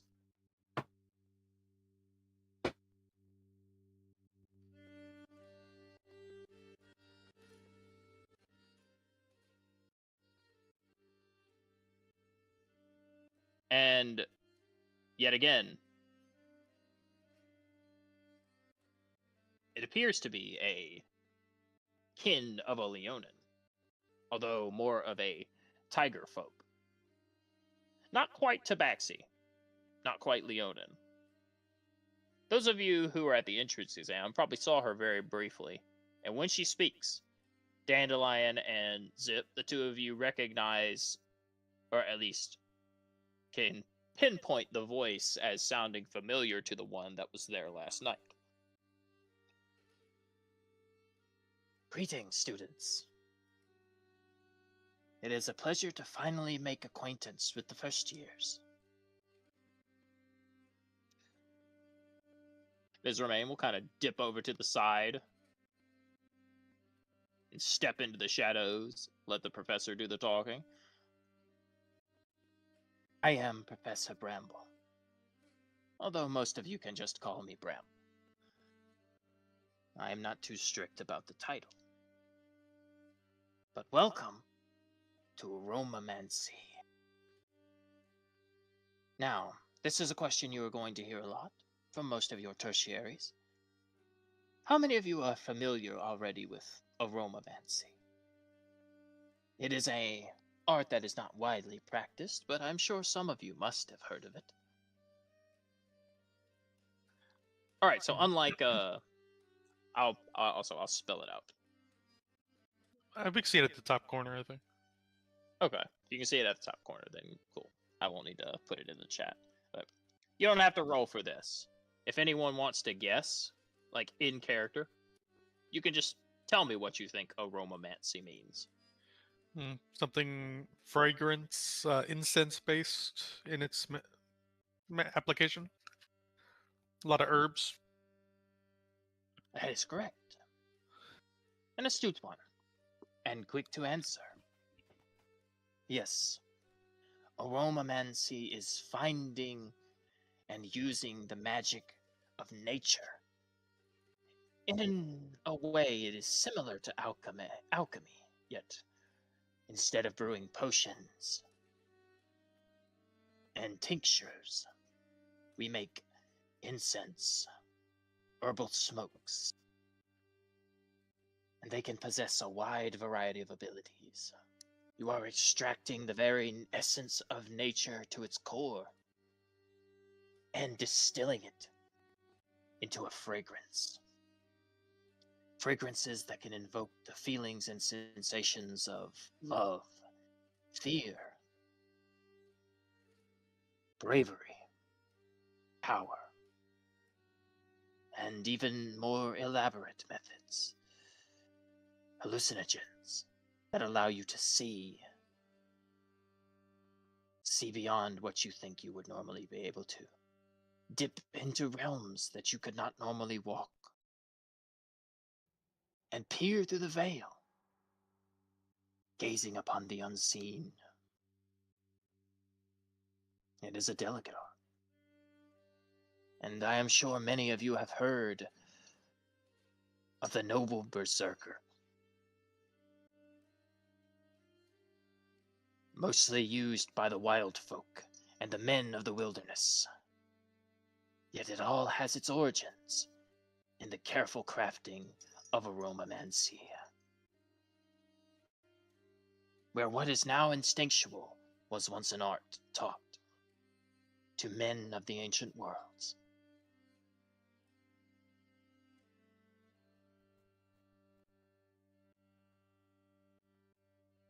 If you have any questions, you may feel free to ask.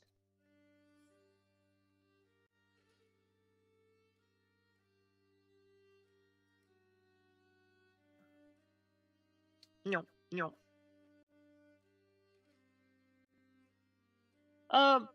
Professor,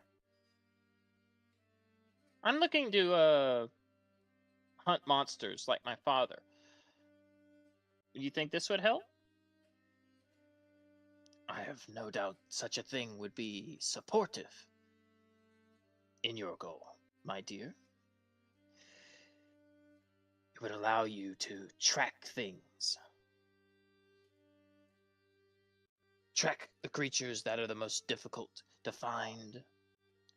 Pursue those who do not wish to be found. And perhaps, if you have any hesitations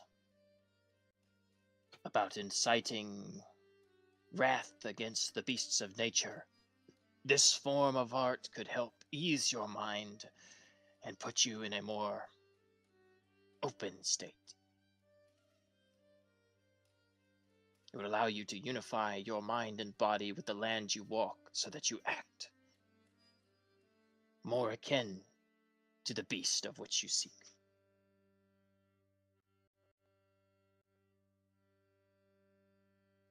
So, if there are no more questions, do any of you have an interest?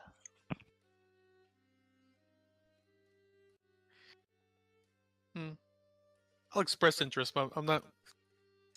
Am I forced to solidify anything at the moment? Oh no, you just gotta choose by the end of the session. All right, I'll express interest. Okay. I am glad to hear that we have at least two. Aromamancy is not a popular. It is not a popular tertiary, but it is a useful one.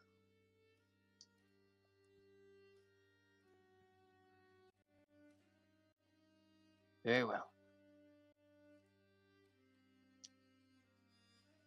I will let you take your leave.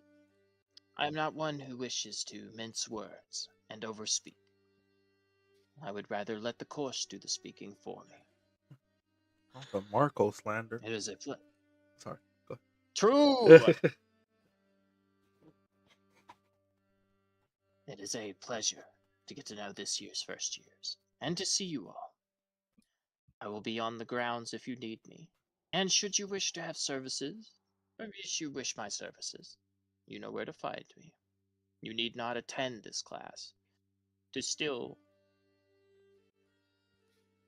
gain its benefits. Oh yeah, that is something I probably should have said at the start. Even if you do not take their tertiary, if you wish at any point to speak to any of the professors, you know, it is just like a school. You can just go to them and talk to them if you wish to have their help in anything particular.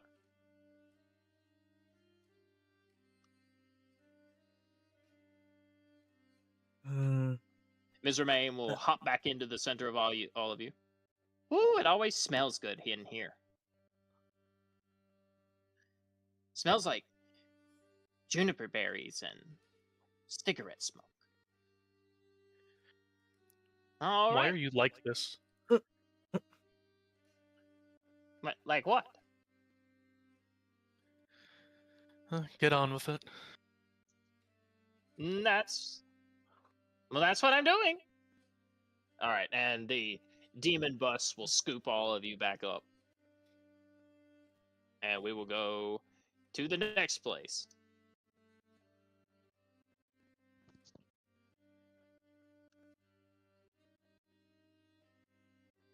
Let me change the music again.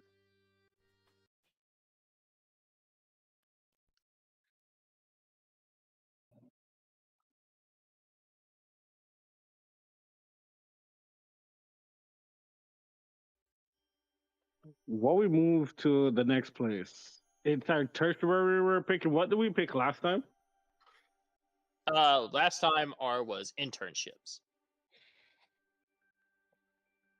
So internships is basically like it's basically like a trade.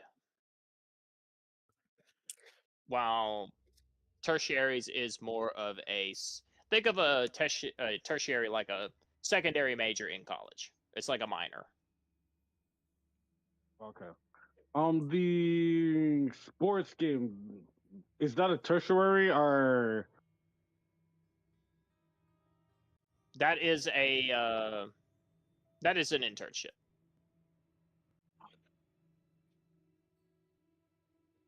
Okay.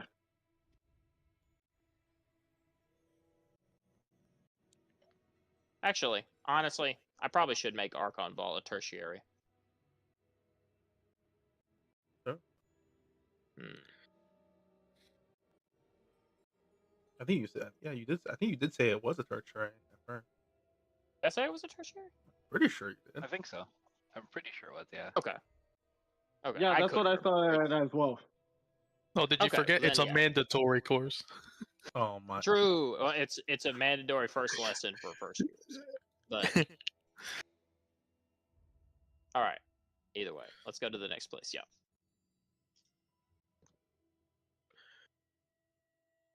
I think Rufus will like this one.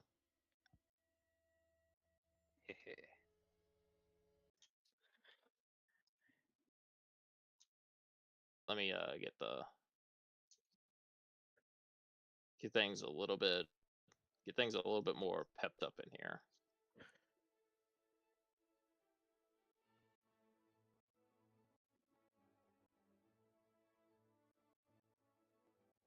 Dark, I can't see. Damn. Oh, no. I don't know. I'm trying to find some hang on. None of my music is really fitting this class, so let's get something a little different here. I gotta pull this from my YouTube music.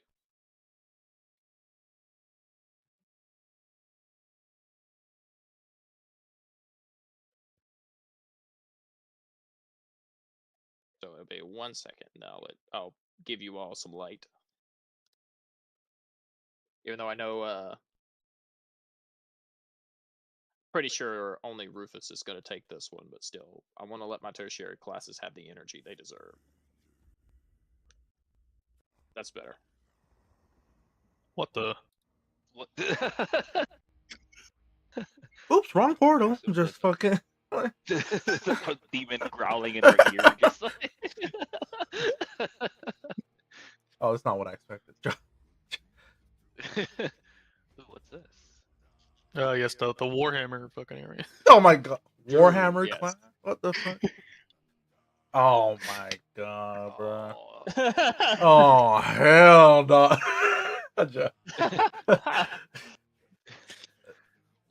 Jump in the front row.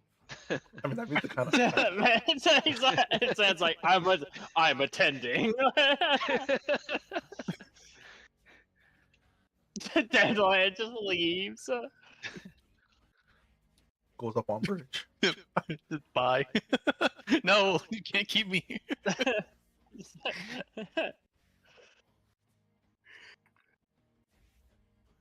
It Zip's like hiding under the bridge. Like.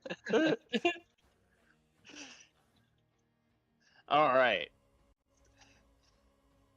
All right. I got to do my best Urgot impression.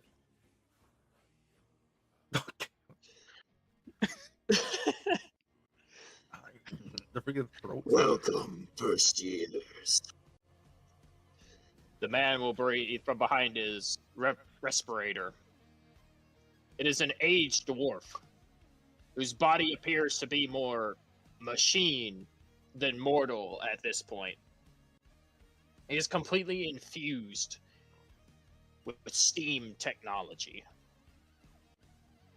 Rufus, you can tell from the front row that it appears to be powered by fire.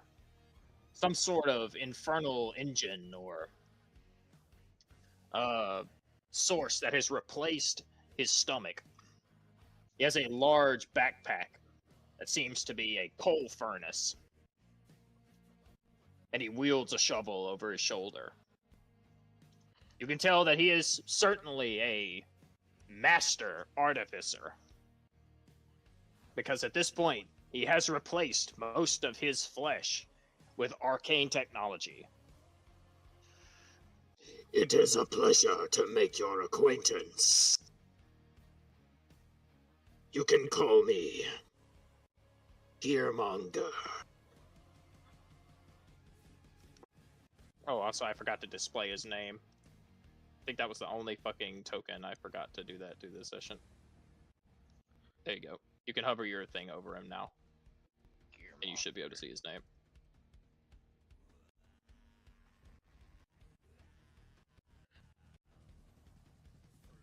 I am here to offer you the tertiary course known as Arcane Crafting. If you have the urge to smith metal into a bright future of technology, then I welcome you upon these benches. But rather than simply tell you about the rewards of my class, I will show you. And he will turn around and he will hold his hands up, and appearing on the edge of the walls,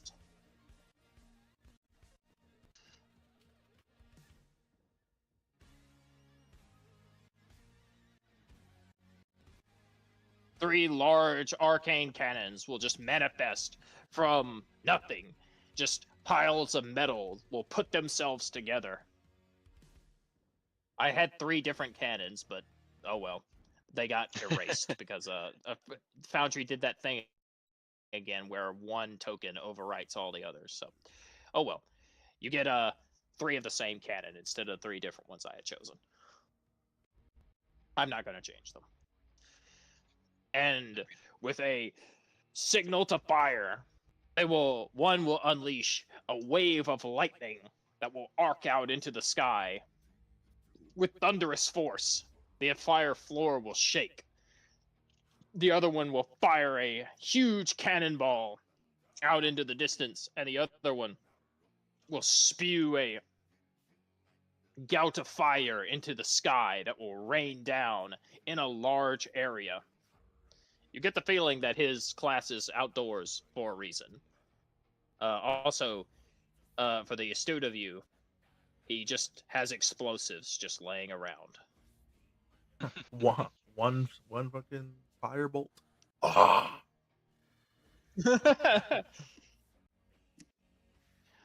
I will teach you to smith. I will teach you to craft. And you will follow the rules of this class, because if you don't, you will likely end up in a ball of fire and a pile of flesh. And I welcome you as we together usher in the new age of mystic metal. Please hold your applause. And two of the you recognize those of you that snuck into the library last night. You recognize two of the clockwork machinations from the library sat upon the bench, and they will begin to applaud him.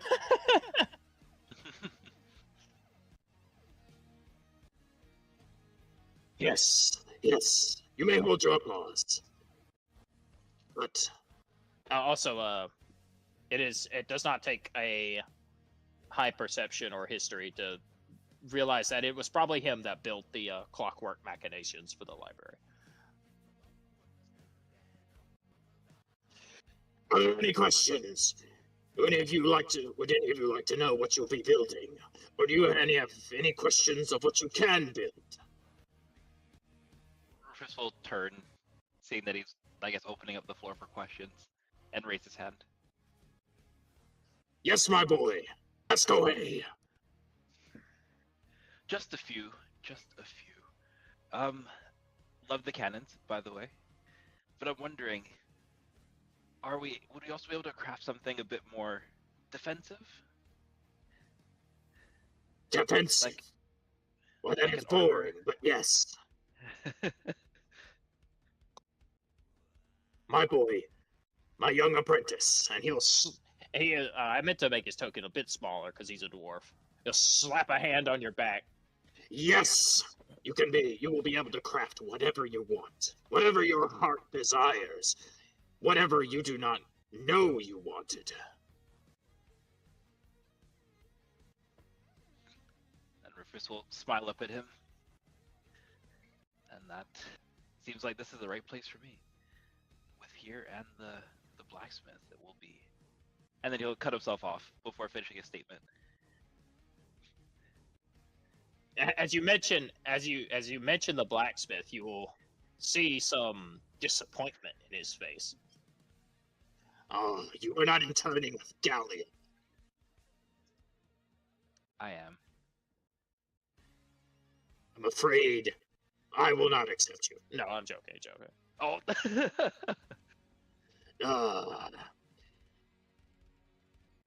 I am disappointed. She's going to go about meddling in my business again.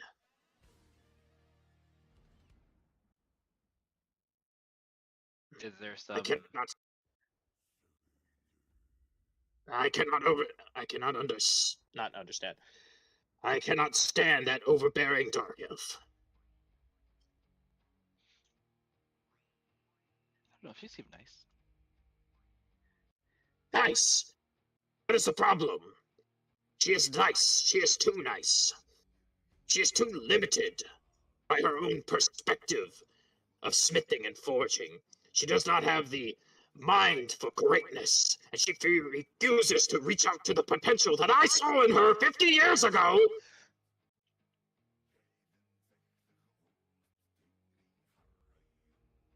Rufus will slowly just step back, or I guess you won't respond. You just look at him, and it's a very animated reaction. Maybe I can bridge the gap between you two, and we can create something great. No, that is impossible. You are just the first year. You have so much to learn. You are but a little fledgling. You are iron that is still cold. You are not even hot yet. Are there targets in the room? I mean, he could probably make you some. I'll just conjure one of my guns into my hand and twirl it around my finger. Fine, looking to show off, are you? Very well then, first year. Impress me. and with a hand he will throw out his palm, and he will fire 3 skeet birdies that will fly through the air. All right, we shooting. Well, I guess 2. Make me 2 attack rolls. One for each gun. Gotta beat the DC 15. Nice. Nice. You hit both of them. Boom, boom. They explode, disappearing in puffs of smoke with a smell of hot steel.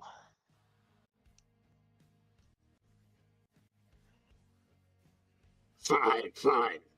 Perhaps you are decently good.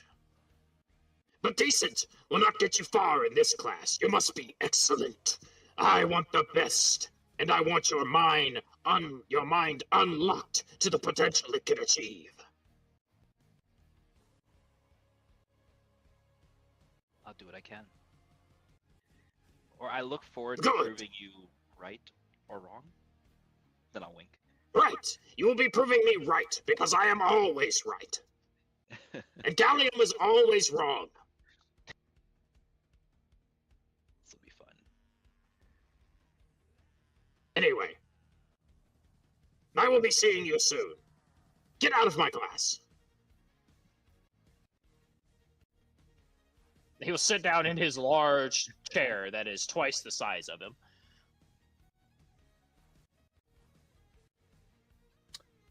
Head back to the top. Alrighty. That was definitely a class introduction. I knew I'd like playing Gearmonger. That produce flame. It just blows up. Arrgh!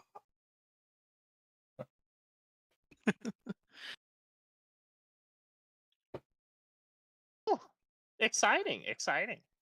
I hope Gearmonger didn't scare any of you. He's still pretty new. Well, you know, he's only been like teaching here the past like 120 years, but you know, still kind of new for a professor.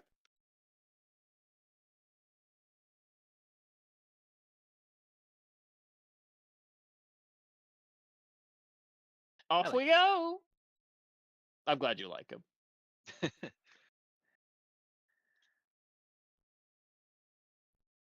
I had to get. I had to change the music. None of the music I had was worth it. I had to pull in like the mountain, like Mongolian throat singing for him because I just couldn't get into the character without it. Like, what the fuck? All right. Anyway, back to the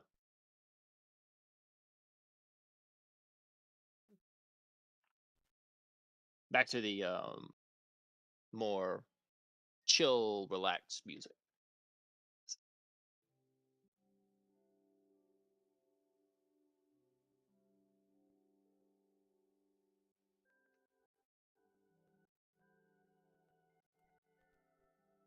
And I will put you all here. Oh shit. That place is not You all appear in the center of what looks to be a divination room of some kind, a scrying chamber. It also looks to be connected to the library in some way, although you did not find it amidst the library when you were originally exploring, although your rush to pursue Grimm perhaps shrouded your investigative abilities somewhat, considering it was a matter of importance and things were urgent. But as you walk in, you notice a large apparatus that seems to be shifting with rings and inner rings that rotate in an unsynchronized fashion. The professor of this class will turn, having been watching the apparatus make gentle motions and shift in its machinations.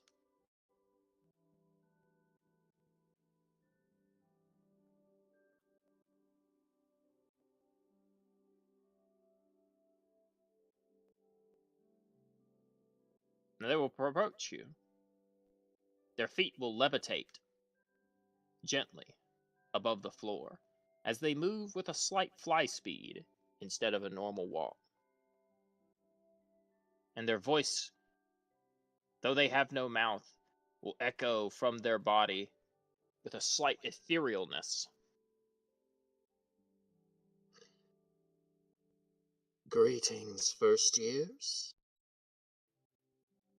Welcome to deep reading class.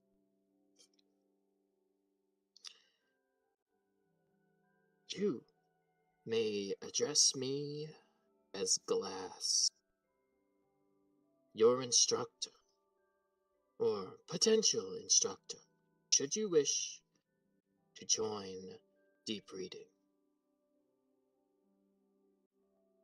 I suppose a brief introduction would explain to you that this class is about the art of scrying. Scrying is a useful tool in a mage's art. It is often covered by a multitude of spells that you will learn as you ascend in your techniques and your classes throughout your years studying here at the university. But scrying as an art form has been around long before spellcasters could simply speak words, wave hands, and look into a crystal ball. Scrying in its oldest forms has been used all the way down since the introduction of the first mirror, and that is why I am here to teach it. I hope my appearance does not frighten you. I know it is abnormal. But for those of you who do not know, I am a mirrored. All right, history check, because none of you would know what this is, because none of your souls have encountered one yet. They are very rare.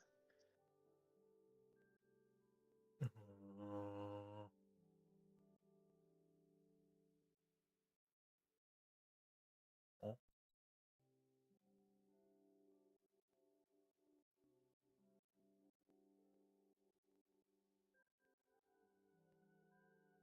All right, Zip, you know. But let me make a check with R right quick. All right, Rufus also knows.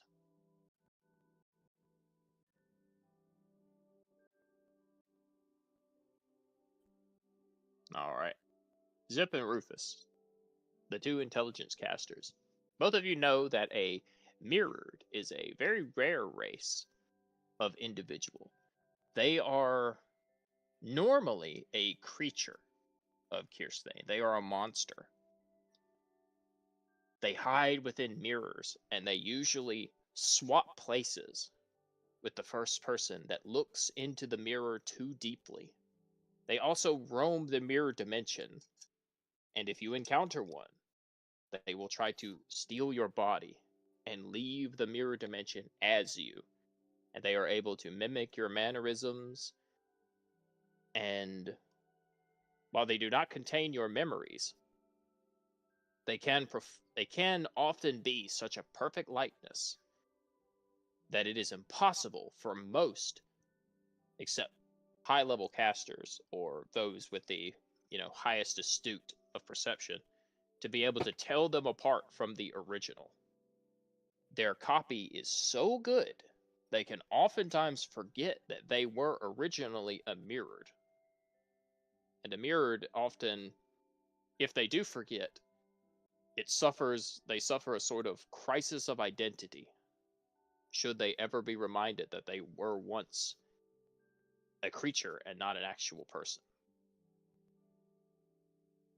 And so with that, your history tells you that Glass here is a mirrored that has been drawn from the other plane, from the mirror dimension or the mirror plane. And they now exist in the material as their true form, rather than snatching a body from someone and replacing them, which is exceedingly rare, and neither of you have particularly heard of it happening So it is likely a very powerful form of magic brought them here. And they have probably lived on the material for quite a long time to avoid, to kind of grind out that desire to steal someone's form or personality and body. One of a kind is not too far of a stretch.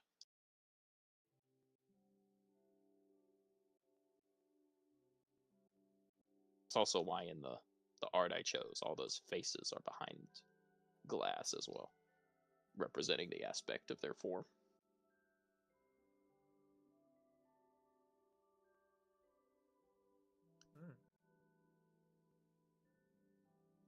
Also, if any of the their tertiaries interest you, you can double up for Rufus Are we gonna or get Zip. the exhausted? More We'll exhaustion. have to deal with the exhaustion, yeah.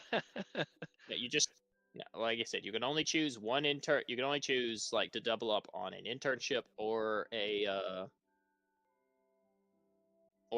tertiary. And you start the day, you start the morning with exhaustion, and there are ways to get around it. That's what I said last time. I'm probably saying ahead of time. I'm probably gonna double up on. I might just take that L for doubling up on the tailor job and the blood. The Red Clan, 2 internships. Yeah. Because you said there was benefits to also being like in the tailor thing as well, right? So Yes, it will do a lot more for your weavings that you do. all right, nice, yeah, for sure. I'll take that punishment for the long run. Yeah, you just start the morning with exhaustion, and I will give you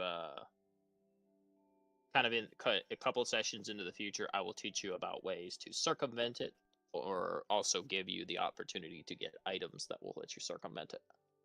Alrighty, sounds good. And this one, you said this class is like scrying, right? This is scrying, yes. This is, well, I'll let Glass kind of explain it now that I'm done giving the introduction of their race. For those of you who are not aware, scrying is the art of seeing what cannot be seen. It allows mages to look into long distances. Some would call it spying, but I guess it is kind of spying in a way, but it's more of just mages just like to call it scrying, you know.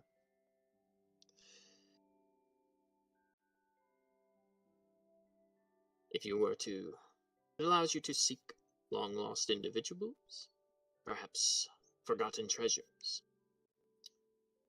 manipulate politics by looking into the thrones of kings. Scrying has its place in many art forms. It can be used defensively. You can spy on the treacherous, Let's see, what it was, I guess like maneuverings. the treacherous maneuverings of your enemies. You can use it to set alarms for your home. You can also use it to discern intent as well by peering into the individual's mind and the soul. So should they be lying? Should they be trying to hide their true form from you?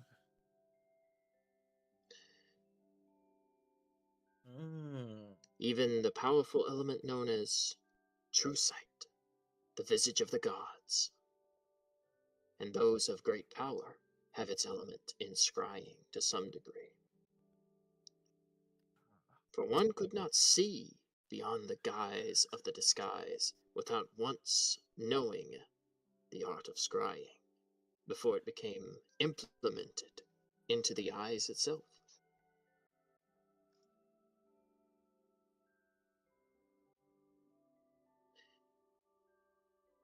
It is not the most impactful art form.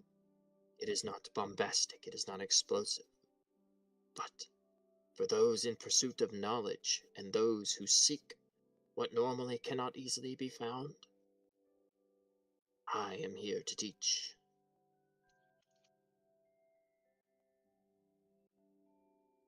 Okay. Any questions? Um, Any questions sure. about glasses or the specifics of scrying? Is this well? Okay, never mind. Not in regards to that. Oh, well, you Um. can ask it. You can ask other questions. Oh no, it wasn't in character. I just want. Was this the last tertiary? There's one more. I There's one more. Okay. had actually two more. Oh, It's my own. damn. Okay. I am. Kind of interested in this. But you said if we double up on one, we can't double up on another, right? Or Hmm. I'm trying to think of how. Let me look at. I'll tell you what. Let me look at exhaustion rules. they do stack, but You see how brutal it is. pretty brutal. -2 penalty to all D20 tests and reduces your movement speed. Yeah, that's pretty brutal.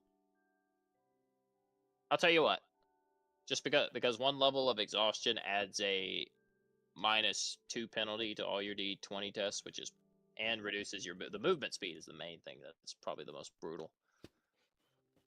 Yeah, I'll let you double up on an internship and a tertiary. Oh. All right. I'll consider this one because I feel like that's pretty useful. Definitely, scrying is underrated.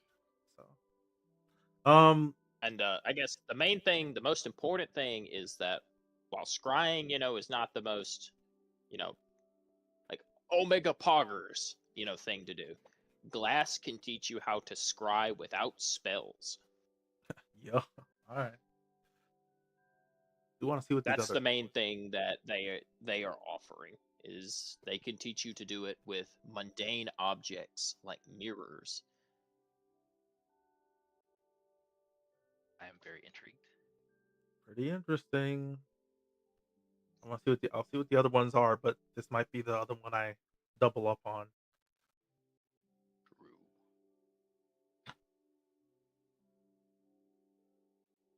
If there are no questions, it is a pleasure. It has been a pleasure to make your acquaintance, first years. And also, before you leave, I sense a deck of many things on one of you. Oh, no, no, no, no, no. Turn and look. It was a token I picked up from exploring Sarawak's House of Fun. new tomb. Yeah. His new abode. Ah, yes. That is mine. Oh. Do you want it back? No, you acquired it fair and square. I lost it to a Sarawak in a game of dragon cards. Then I will hold on to it. And I'll put it to good use. Eventually. I am sure you will. Just be careful with what you draw. Rufus will nod.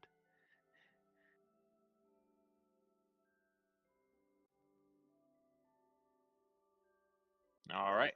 With the meeting of the mysterious glass and learning about a little bit about the art of scrying. Also, this is one other aspect that glass has to offer. I guess I should have mentioned in character, but as we're leaving and we're short on time, I'll mention it as DM. Doing your doing your tertiary here in the scrying room will grant you access to a special section of the library that's only available in this class. Okay. Interesting. Extra interesting. The extra hidden secret area. True. This is not the restricted sector that's guarded that is, relegated by a mind flayer. This is a section of the library that is not normally on offer.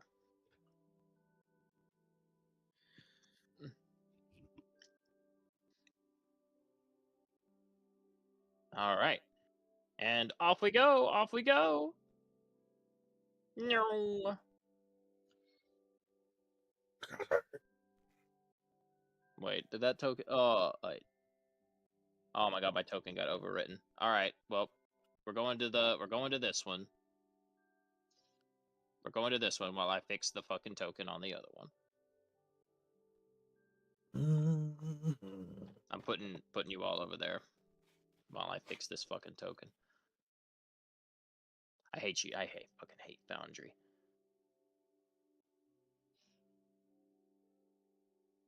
I love Foundry. I just wish they'd hurry up and fucking fix this bug. Is this like bug where tokens overwrite each other? Oh my god, I hate it. It's fucking awful. Yeah, we'll do Faith in You first, and then when I'm done fixing this, we'll come back to Magical Beasts and handling. Magical Beasts. Yo, Yes, dandelion sir. stalks. Fuck.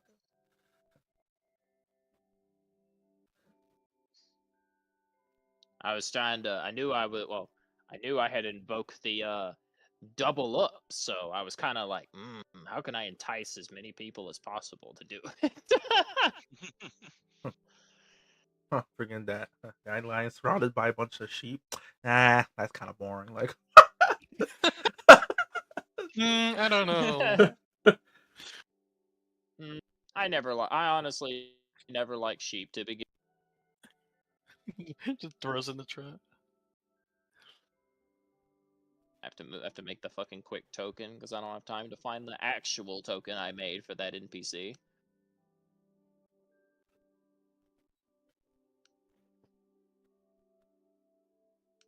And now I'll grab that token.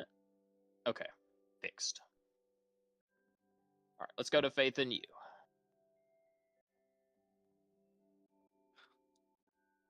And let me slap everybody down.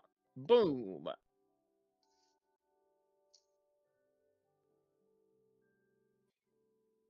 Get a little bit of a music change going.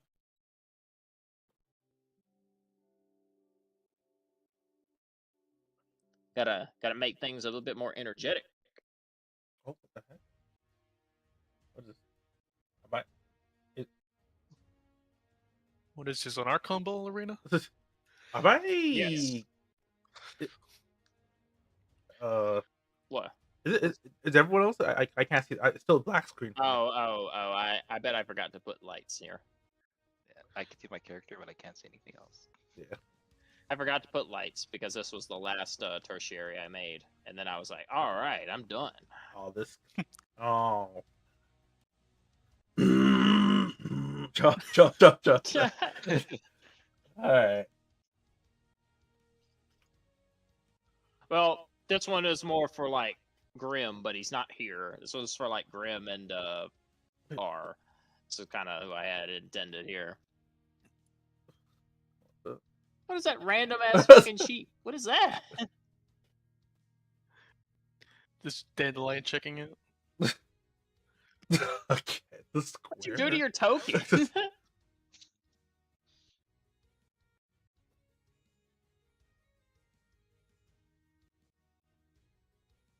Right. I mean, I know because Grim's here, like we're probably not gonna have anybody take this one, but you know. Oh, I meant to say. Also, I meant to do. Hannah would sign up for. She was gonna sign up for deep reading. I forgot. I meant to always do that. Yes. Her- So. So it's too late. She missed it. No, it's not too late. She already did it. Welcome, first years. It is a pleasure to make your acquaintance again. I'm sure you all remember me. Yeah, I'm a caps lock guy. So, from the. I like to think of myself more as shift man, but I appreciate the sentiment. Shifted sway. Joe. Oh, fucking Omega. Like...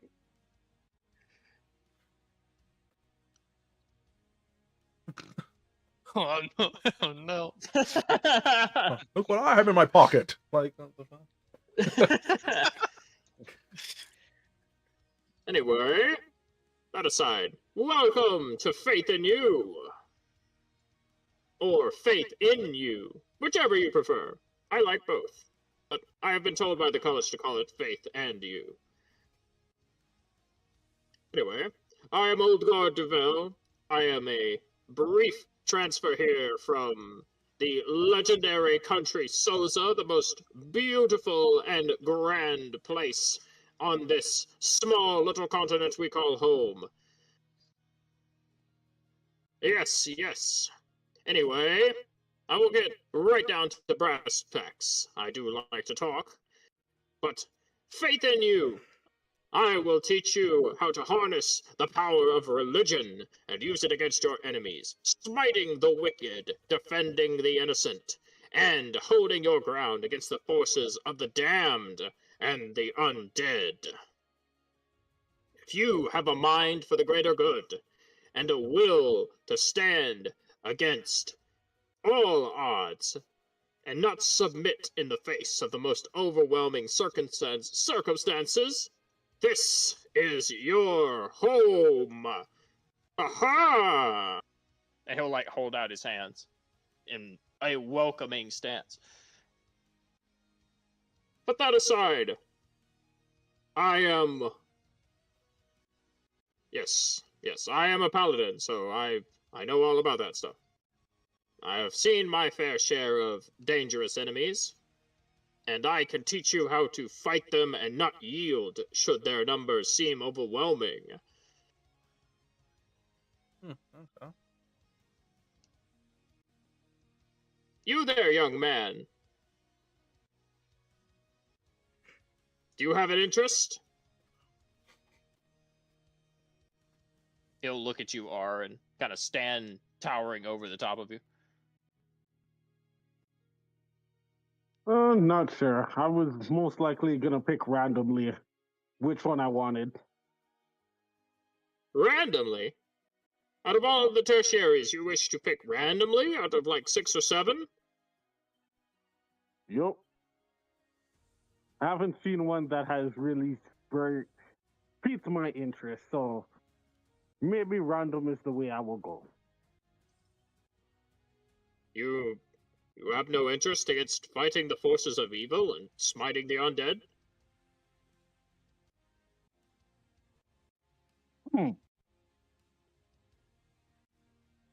Actually, I do.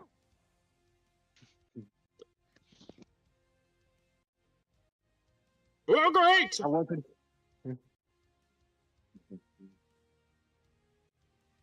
I knew I had already sensed some form of faith in you. Although it is not the same faith that I myself carry. I can tell that your faith is held forth for another. One that you would call master. Yes, that is true. Do you know more? Yes, I am a paladin, much like you, my friend.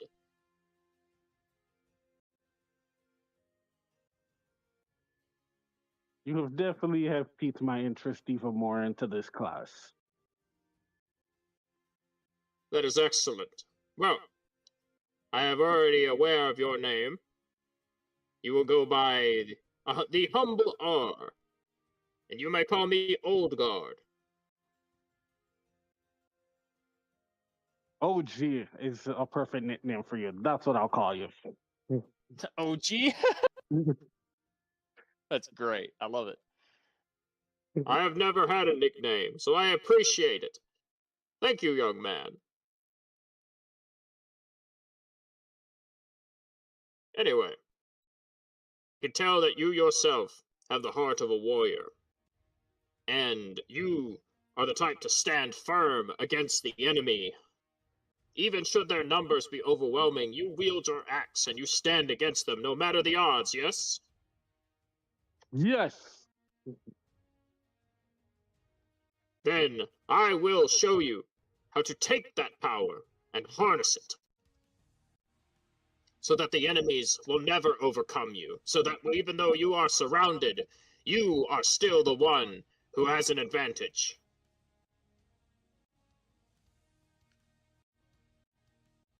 Also, because I know you haven't seen this character yet, or there's his art.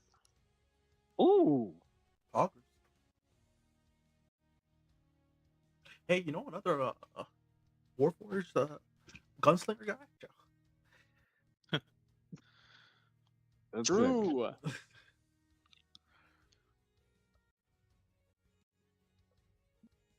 But anyway, if you would like to join this class, young man, I would be delighted to have you. Also, yeah, he is a paladin just like you are, but he is not Oath of the Crown. He is Oath of the Bulwark. Okay. Homebrew. You intrigue me the most. I'm going to look through the other tertiaries, and if none pique my interest, you are the first place I will come back to. Excellent. Then, I look forward to hopefully seeing you in the near future. With that, my time is unfortunately almost up, and you have one more place to see, so I can tell, by that foul demoness over there in the corner. That scum of the earth.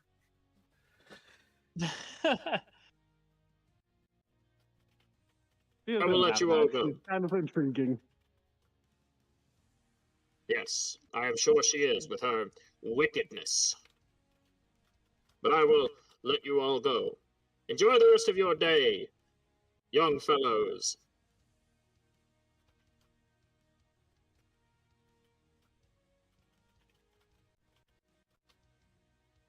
All right, gather up. We have one more to see. But since I know you're kind of new, you're still new, and you don't know the depth of like the references and stuff like that. Old Guard is a character that I actually played in a previous campaign, ran by someone who was actually in the server. He's a level 20 paladin.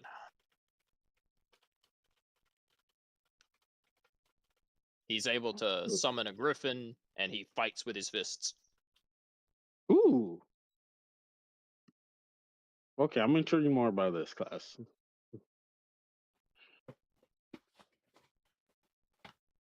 But yeah, he'll teach you how to do more paladin shit and do it even better.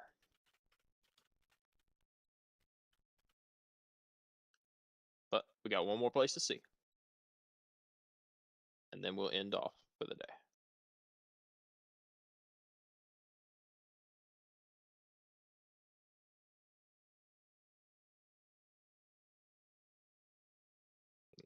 Wait, oh my god, it copied my fucking light source, bro. Not the actual tokens. Cringe, man.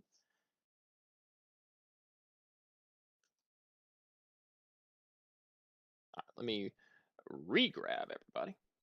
And we'll go to our last tertiary. No. Gotta shift everybody down a little bit. Fly. Ah. Okay, that's a statue of a bee. Okay, it's hard to tell from the top. It's not black. It's just like brown. Anyway, I I get a brown bees. Oh, you're a brown bee. Yo, okay. I'll say it after. I'll say it after. Wait, But is this like an art you've used? No, I had a character possibly planned that was going to be a beekeeper, like the ranger beekeeper. So I'm like, oh, this is first. She'd probably be here if she went to the school. So. Oh, I'm glad you like that. I'm glad then.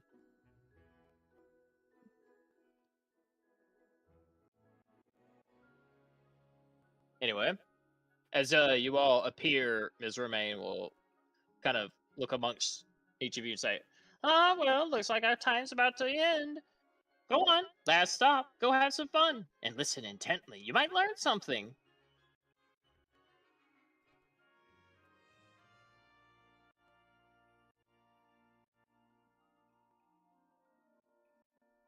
Rufus sprints over. I just love how fast his token moves sometimes. Just.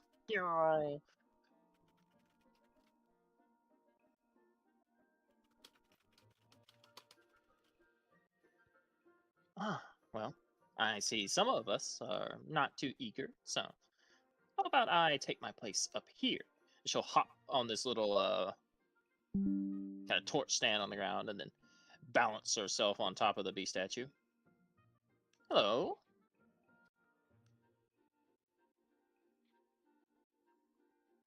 Nice to meet all of you.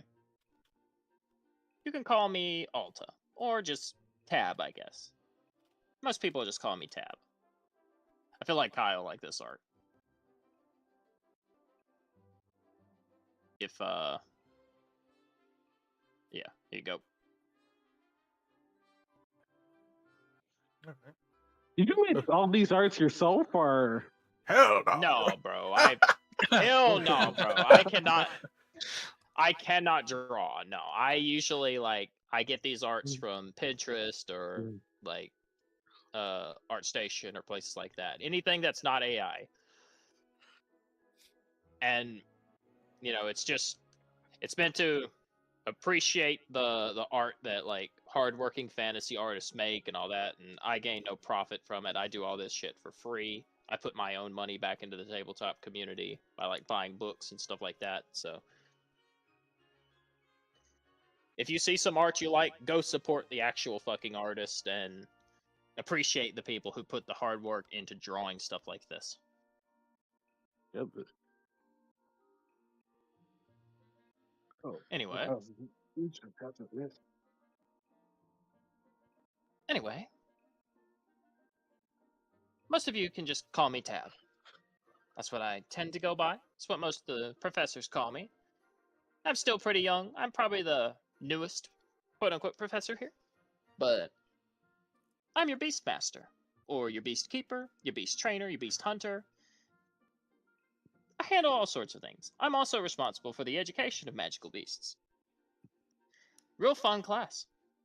If you're looking to learn about the monsters of the world you live in, how to train them, tame them, ride them, or if you really got a bone to pick with them, kill them too, I guess.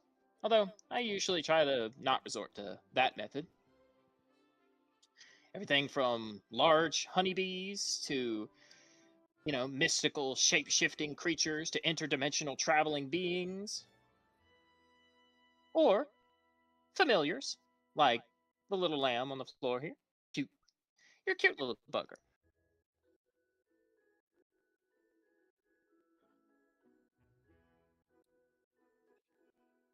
What the? Oh, What in that the attack roll? dies.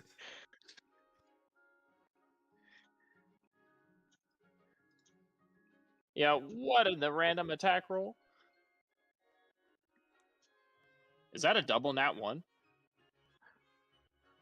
Oh, it's just a nat 1. Just a nat 1. Oh, that's rude. Oh. Anyway. If you guys don't know what I am, you've probably never seen anything quite like me before. I know I look like an elf, but I'm not quite an elf, but I kind of am. It's a little weird. I do see another elf here, though. You there? She'll kind of wave at you, Rufus. I'll turn. Oh. She'll sit down on her beast statue and cross her legs. Kind of like like crisscross her legs with her bow slung upon her back.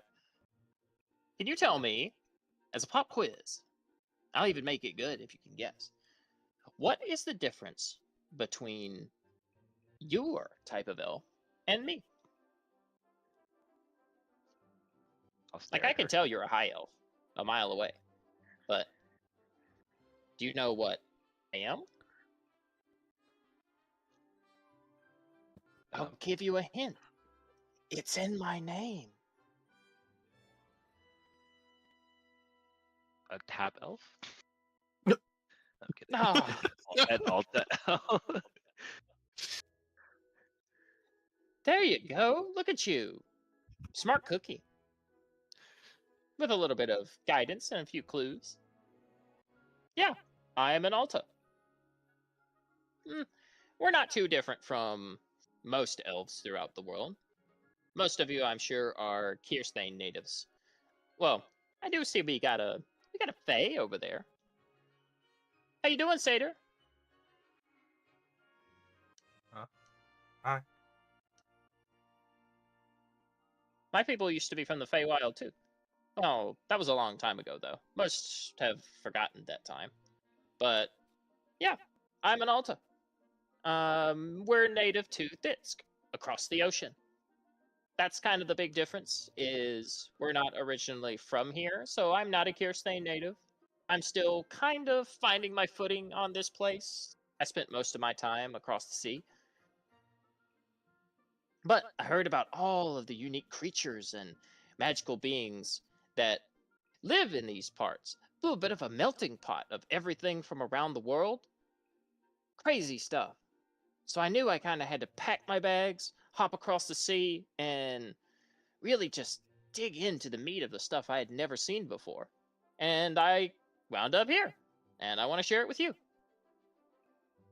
Mostly in the form of magical beasts, because that's what I'm good at, and that's what I've always been good at. I saw a lot of the stuff and cataloged most of the things I saw from my own country.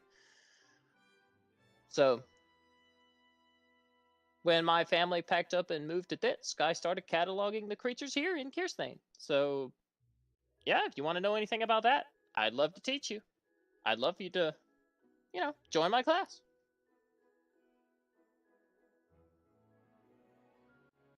All right. Any takers? Any questions? Zip like Ping. pinging Dandelion.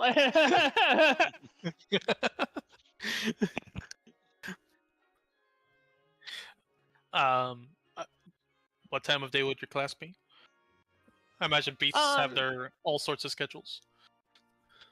Yeah, a lot of it. This is the class that's going to be a little bit more inconsistent because, as you yourself said, most animals have their own preferred time of day when they're active. But I'll try to pick ones that are at least semi-consistent. But there will be times where I just can't, and we'll have to meet at the night, or meet during the night, or early in the morning, or this, that, and the other. So, it really depends. But yeah, most of the time we will meet in midday during the height of the sun. Also, I couldn't remember what the second continent was named, so I had to dig back through my notes. It's Kelios. She's from Kelios, the continent across the sea where most of the people of Thitsk are from. This will be your first look into Kelios before actually going there in Chapter 3.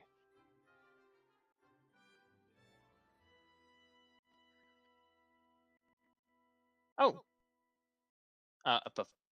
before any of you all decide or take your leave, maybe this will make you a little bit excited. For Oaks, she'll give a whistle, and out from the shadows, emerging from stealth invisibility,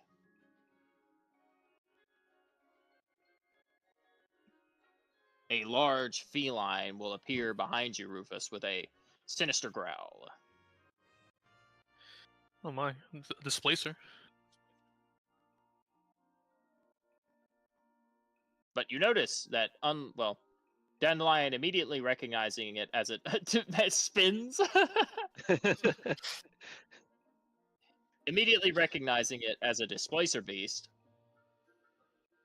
it carries with it an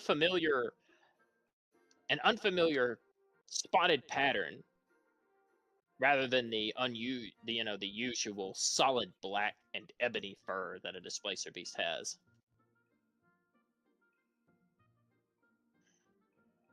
How many of you have ever seen a displacer beast? Yes, no, maybe, once in a dream? I'll raise my hand after naming it out loud. Although I would imagine me knowing would be a given at that point. Yeah, seems like you're pretty astute. But this is Ferox. Ferox is my hunting companion, also my friend. Been with me since... Shoot, that was a small one. Ferox traveled all the way from Kelios with me, where we settled in Thitsk, and that was before we wound up here.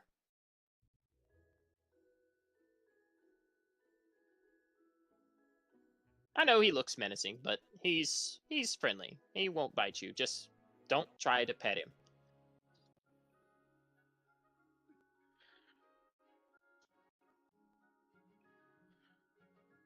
The displacer beast will give you a growl. Will give a low rumble and a growl, and it will leap past.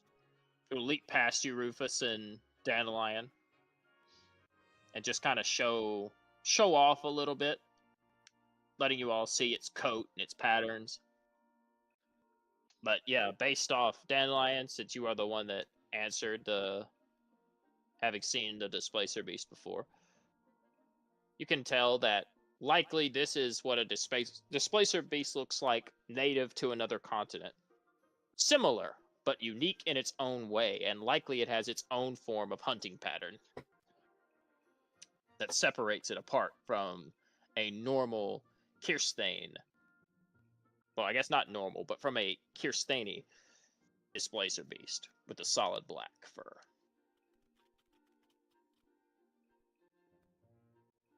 Anyway, there's not too much else to say. It was a pleasure to meet all of you, so I hope at least one or two of you will join up here. You'll meet a lot of different creatures. Maybe pet a few of them. Might even get a companion or two out of it. You never know. Life's full of surprises.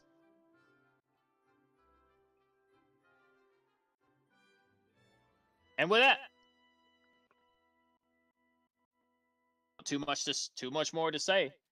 And the end of tertiary is upon us, meeting all of the unique professors and the distinct personalities that separate each one of them and the offerings that they provide to you, the students. We're going to go ahead and call the session there. It's about 12 minutes past, so got to go ahead and wrap it up and stop. And we'll do favorite, least favorite. Oh, also, please. Well, as you're doing favorite, least favorite, I would say I would give you some extra time to decide on what you're doing, but I'm not going to do that. When you do after you do your favorite, least favorite, give me your internship and your tertiary. So, to the top of the list. Well, actually, so I know Toy's probably going to go. We'll do Toy. Toy, favorite, least favorite, and then internship, tertiary. Favorite, getting to meet all the tertiary professors. They're all, I mean, all the professors, I guess having finally met most of the first year professors, they all seem very interesting and unique, which is nice. Everyone has a very distinct personality and are very passionate about their courses. Another favorite was meeting Glass. That's an interesting character design, or like interesting, like I guess race concept or like species concept. Yes. Whenever I stop being lazy and have more time, I intend to make Mirrored an actual playable race. Nice. Another favorite, the I guess relationship between the professors is coming out with like how Gearmonger and I forgot the name of the lady at the blacksmith, how they have the I guess our rivalry, or I guess difference in views on how to like properly like use magic and crafting with magic. So it's curious to see how that's gonna play out. True. I don't have least favorites, no least favorites. And then my internship will be at the blacksmithing or the blacksmith shop, and then my tertiary will be with Gearmonger and Glass. I will double up on tertiary.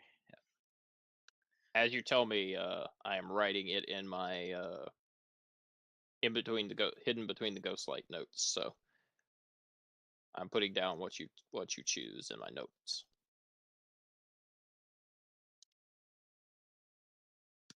All right. In that case,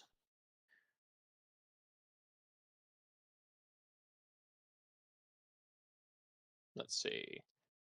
Finishing putting you in my notes, and let's see. You're doing glass and gearmonger. All right. Thank you, sir. I'm going to head to bed now Excellent. because I'm exhausted. So I will talk to you guys Good night, later. sir. Good night, guys. Good night.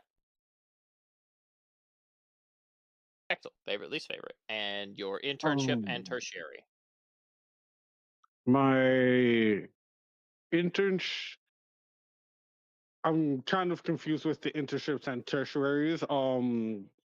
Is the internship with the last one we did? That's an internship, right? Yes, that was the ones we did the not last session, but the session before that. I thought I picked one of those already, and that was the one in the dungeon.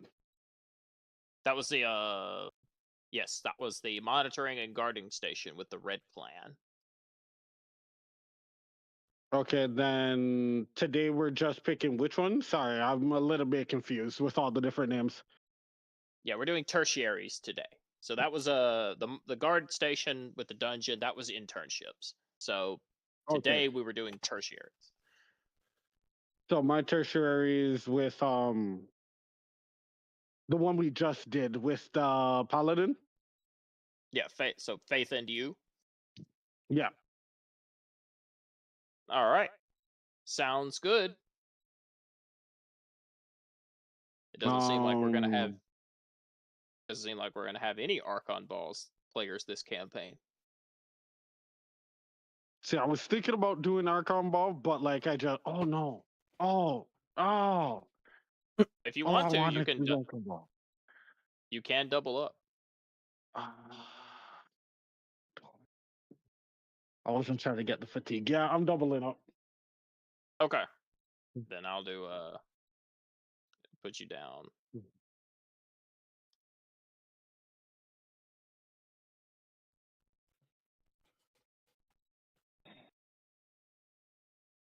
All right. Now, what was your favorite, least favorite of the session, sir? I don't really have one. My mind has been very much on the game. Sorry if I am trying to leave quickly. I just really want to watch those highlights. All right, bro. You can go ahead and go. All right, no problem. Later. See you later, man. Man, it's just like Red. Yo, I'm missing my show. All right. Well, that aside, I guess. Let me see. He put his internship down.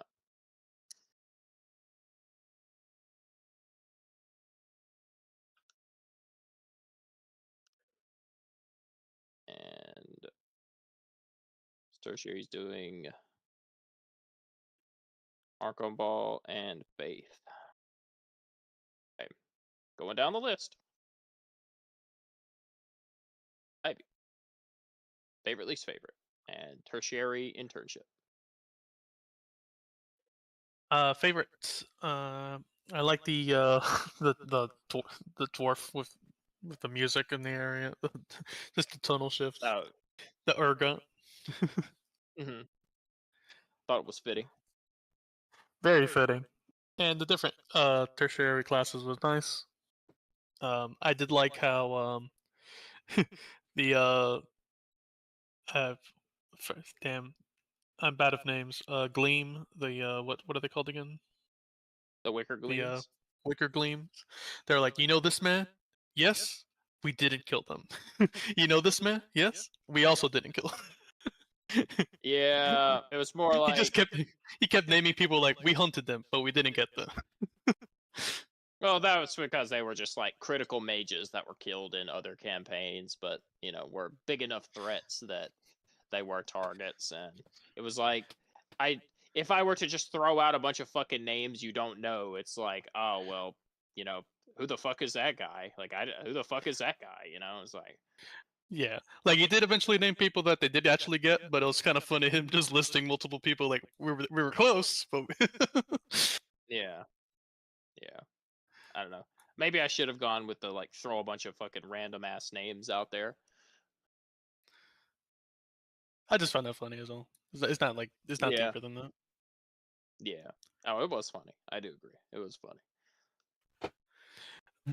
And yeah, I liked all of them. If I had choosing them, I'm gonna stick with the I forgot what the mailroom's place is called. We didn't really stay there super long. There's Aeronep's delivery and fulfillment. Yeah, it was Serena was the person there. Yeah. Or- Yes. Serenel, yeah, I think. and then Tab. Oh, you choosing? Are you choosing tab? Yeah, Okay. yeah. That's the first one was the side thing, right? The internship. Yes. Did you want to Yeah. double up? I don't think so. Damn, no aromamancy. Sag. All right. Well, I'll think about it. I guess. Tonight. All right. All right. Any favorite, least favorite? I didn't have any least favorites off of that. Okay. Cool. All right. Last but not least, Kai, take us home. Favorite, least favorite. Pretty good. Enjoyed the Wicked Gleam initiation. That was cool. Um, the freaking like, are you sure? Are you sure? It's like, Yeah, like yeah, it was cool. kind of thing. It's like once you make that choice, it's something you can't just walk away from. Kind of Um, sticks with you forever. yeah. But it was cool. I like the vibe of that. Um, other, I guess there were, the other classes are cool. The other, the other tertiaries were pretty interesting. Definitely, I could see the appeal if I had like maybe like some other characters that were here. Um, uh, yeah, I'm trying to remember if there's anything else really. I mean, yeah, it's kind of just yeah, chilling. I'm really Chilling. we're really wondering. I guess I'll wait and see because yeah, I'm really wondering how I'm waiting for that plot to circle back around. Half joke. Um, True. I think we're on like a It's coming. session 10 or 11, and I think the last time we saw something about it was like session 2 with the body. So I wonder. Oh no, we're not. We're on like session 7 or 8. Oh yeah, no, sorry, I was thinking about Arrow Road and Paul, but yeah, we're on episode 7. But yeah, I was wondering when that's come back around, but It's coming next session. Smile, but I can't talk about it more than that. other than that, yeah, we're looking forward to it. Yeah, I was talking in regards to the tab. I was saying like I had like a character that was gonna be like a bee swarm keeper, like a ranger, and I was like, oh, maybe she attended maybe I might have her attend this school, and she was in this class. So I was like, this is really, Yeah, there you really, go. really fucking really fit it because I was planning on making her in the your Fae campaign whenever that happens. Um, so pretty cool seeing this place. I was like, oh shit, this is pretty cool. Fitting, and that's about it. I guess I already said what I was taking. I was gonna double up and just do the blood, the Red Clan, and the Taylor, and then along with the I mean, if you said I could double up on the tertiary as well, so I'm probably gonna do that as well, and then just Wicker Gleam and the scrying lady probably. So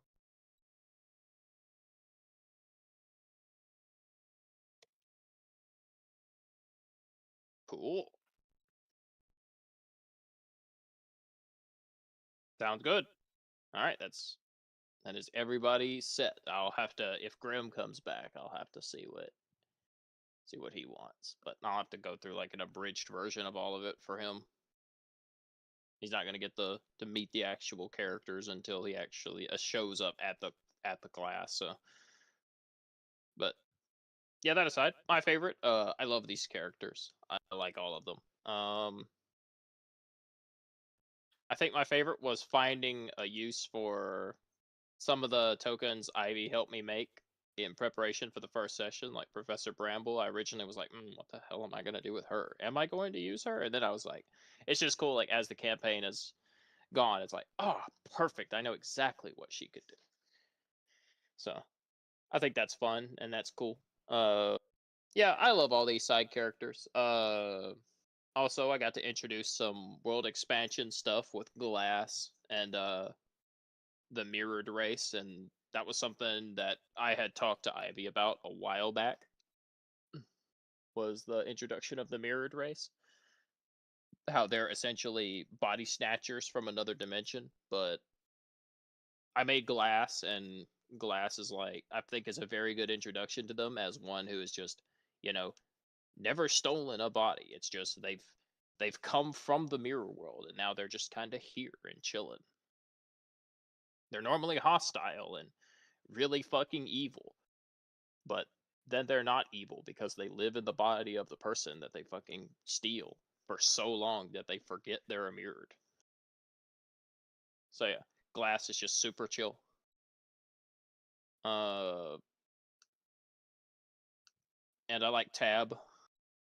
Tab was one of my favorites working on, because it's cool to introduce an elf subrace that's going to be in that I'm going to add with the second continent. The Altas. And then Gearmonger was fun. Gearmonger's not one of my favorite NPCs, but he was fun to play. I just hate my cannons got fucked up by Foundry's bullshit. But yeah, I didn't really have any least favorites. Well, I did have one least favorite. I forgot to mention the plot. I was gonna wrap the plot around in this session, but I forgot about it. I forgot what I was going to say in the middle of the DMing process, because I was just talking and telling the story of what was actually going on in the moment, stuff like that. And I forgot to mention the original plot of the murder, which I was going to do to kind of wrap us back around to it, but I'll do it next session. So it's one of those things. It's like, shit, I messed up. I messed up, so now I got to do it next session. So yeah, I'll do a little bit more with it next session to make up for it. But that aside, yeah, I'm glad everybody had a good time. I had a good time with this session. Roleplay is my favorite part of the game, so I was loving this session. But I don't really have too much else to say. Had a good time. I got to get up. It's about time for bed. Got work in the morning. All right. So it has been a pleasure hanging out with everybody. And then since we're not doing D&D tomorrow,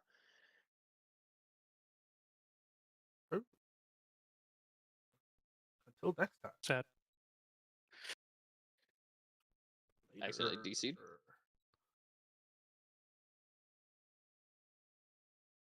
I'm end stream there, so until